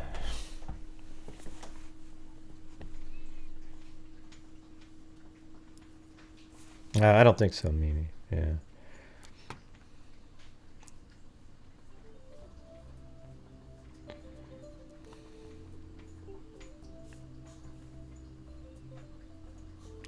You're doing just fine because you're attacking the host, so it's fine because you're doing that. That's when you always know that you got these subliminal trolls on the side. Yeah, they're just running around. Chloe's doing something. I don't know.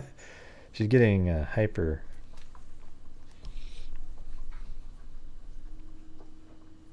Yeah. So we got that, and here we go. Let's do the spin here.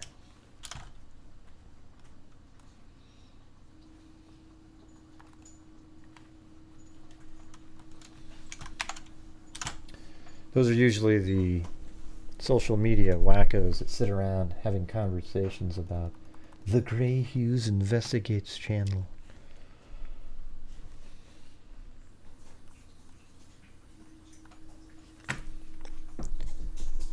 All right, you guys, we're going to spin for the notebook now. We're getting down to the low level. That's right, the hostile zone. Hostlay. Remember that, the hostlay? That was funny.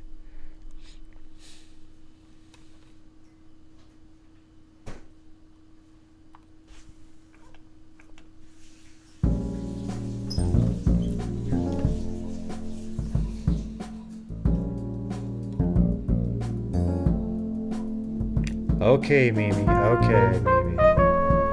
Good for you. You're okay, Mimi.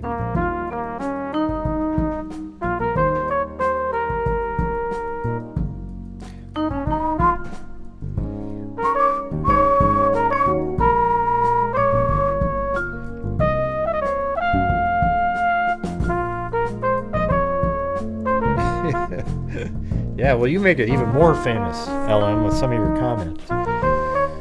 But anyways, here we go. We're going to spin right now.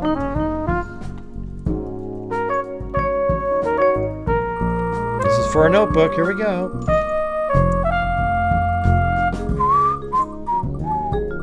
Maybe we'll do 2 of them. Why not? Cuckoo Bananas! Alright, now here comes another attempt for one.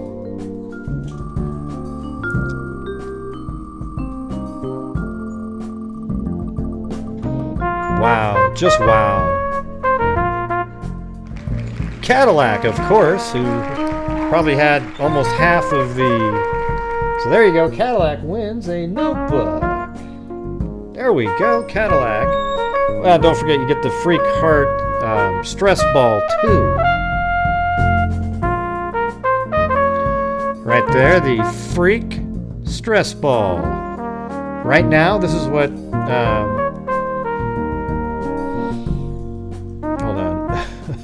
This is what Mimi is thinking of my face as she crushes it with the stress ball. You see that? You just squeeze it over and over again.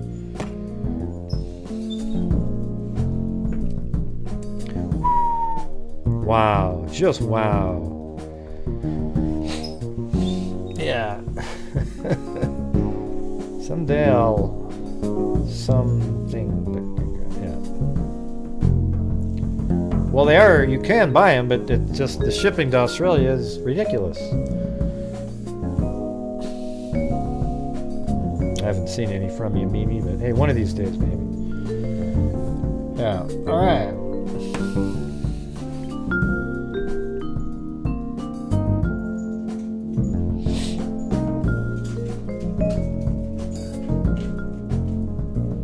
I don't know what that means, Ellen.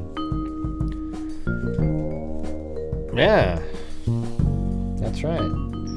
What you should do is you can fill in the white with like a permanent marker too.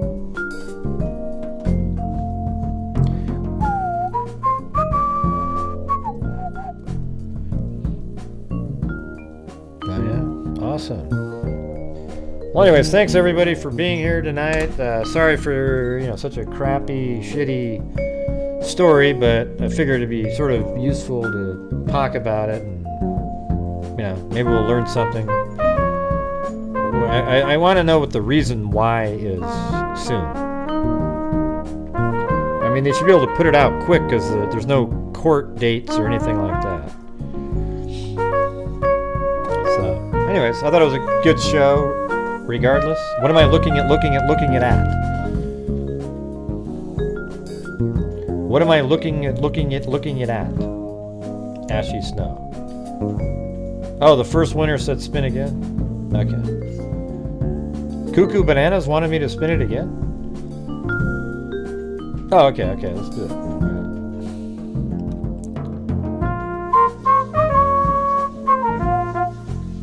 Alright, here we go.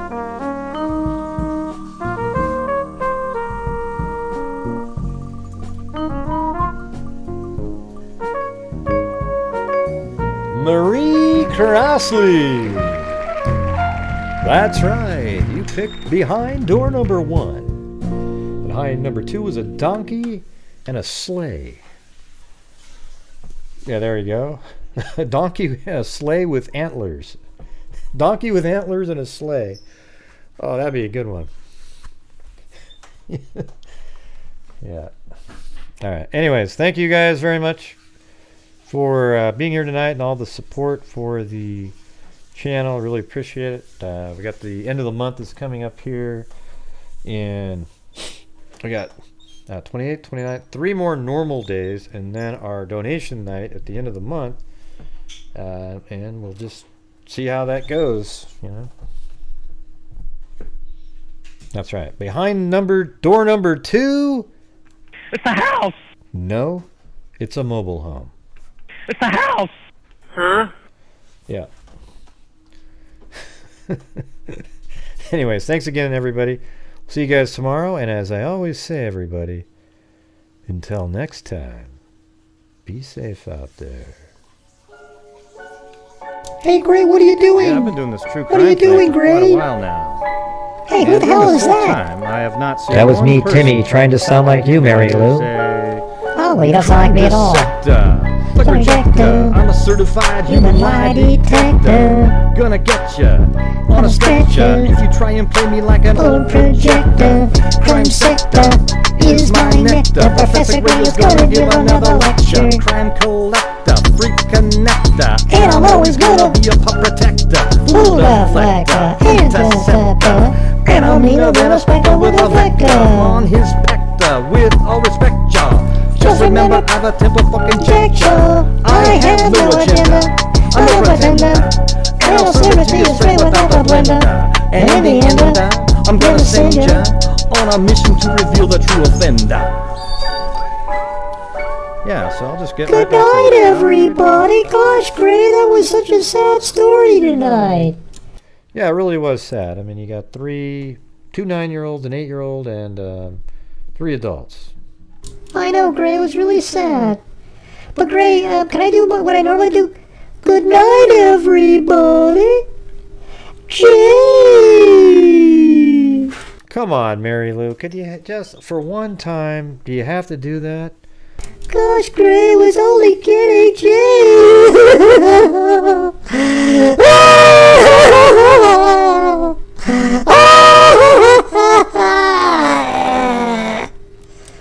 Wow, I'm sorry, Mary Lou.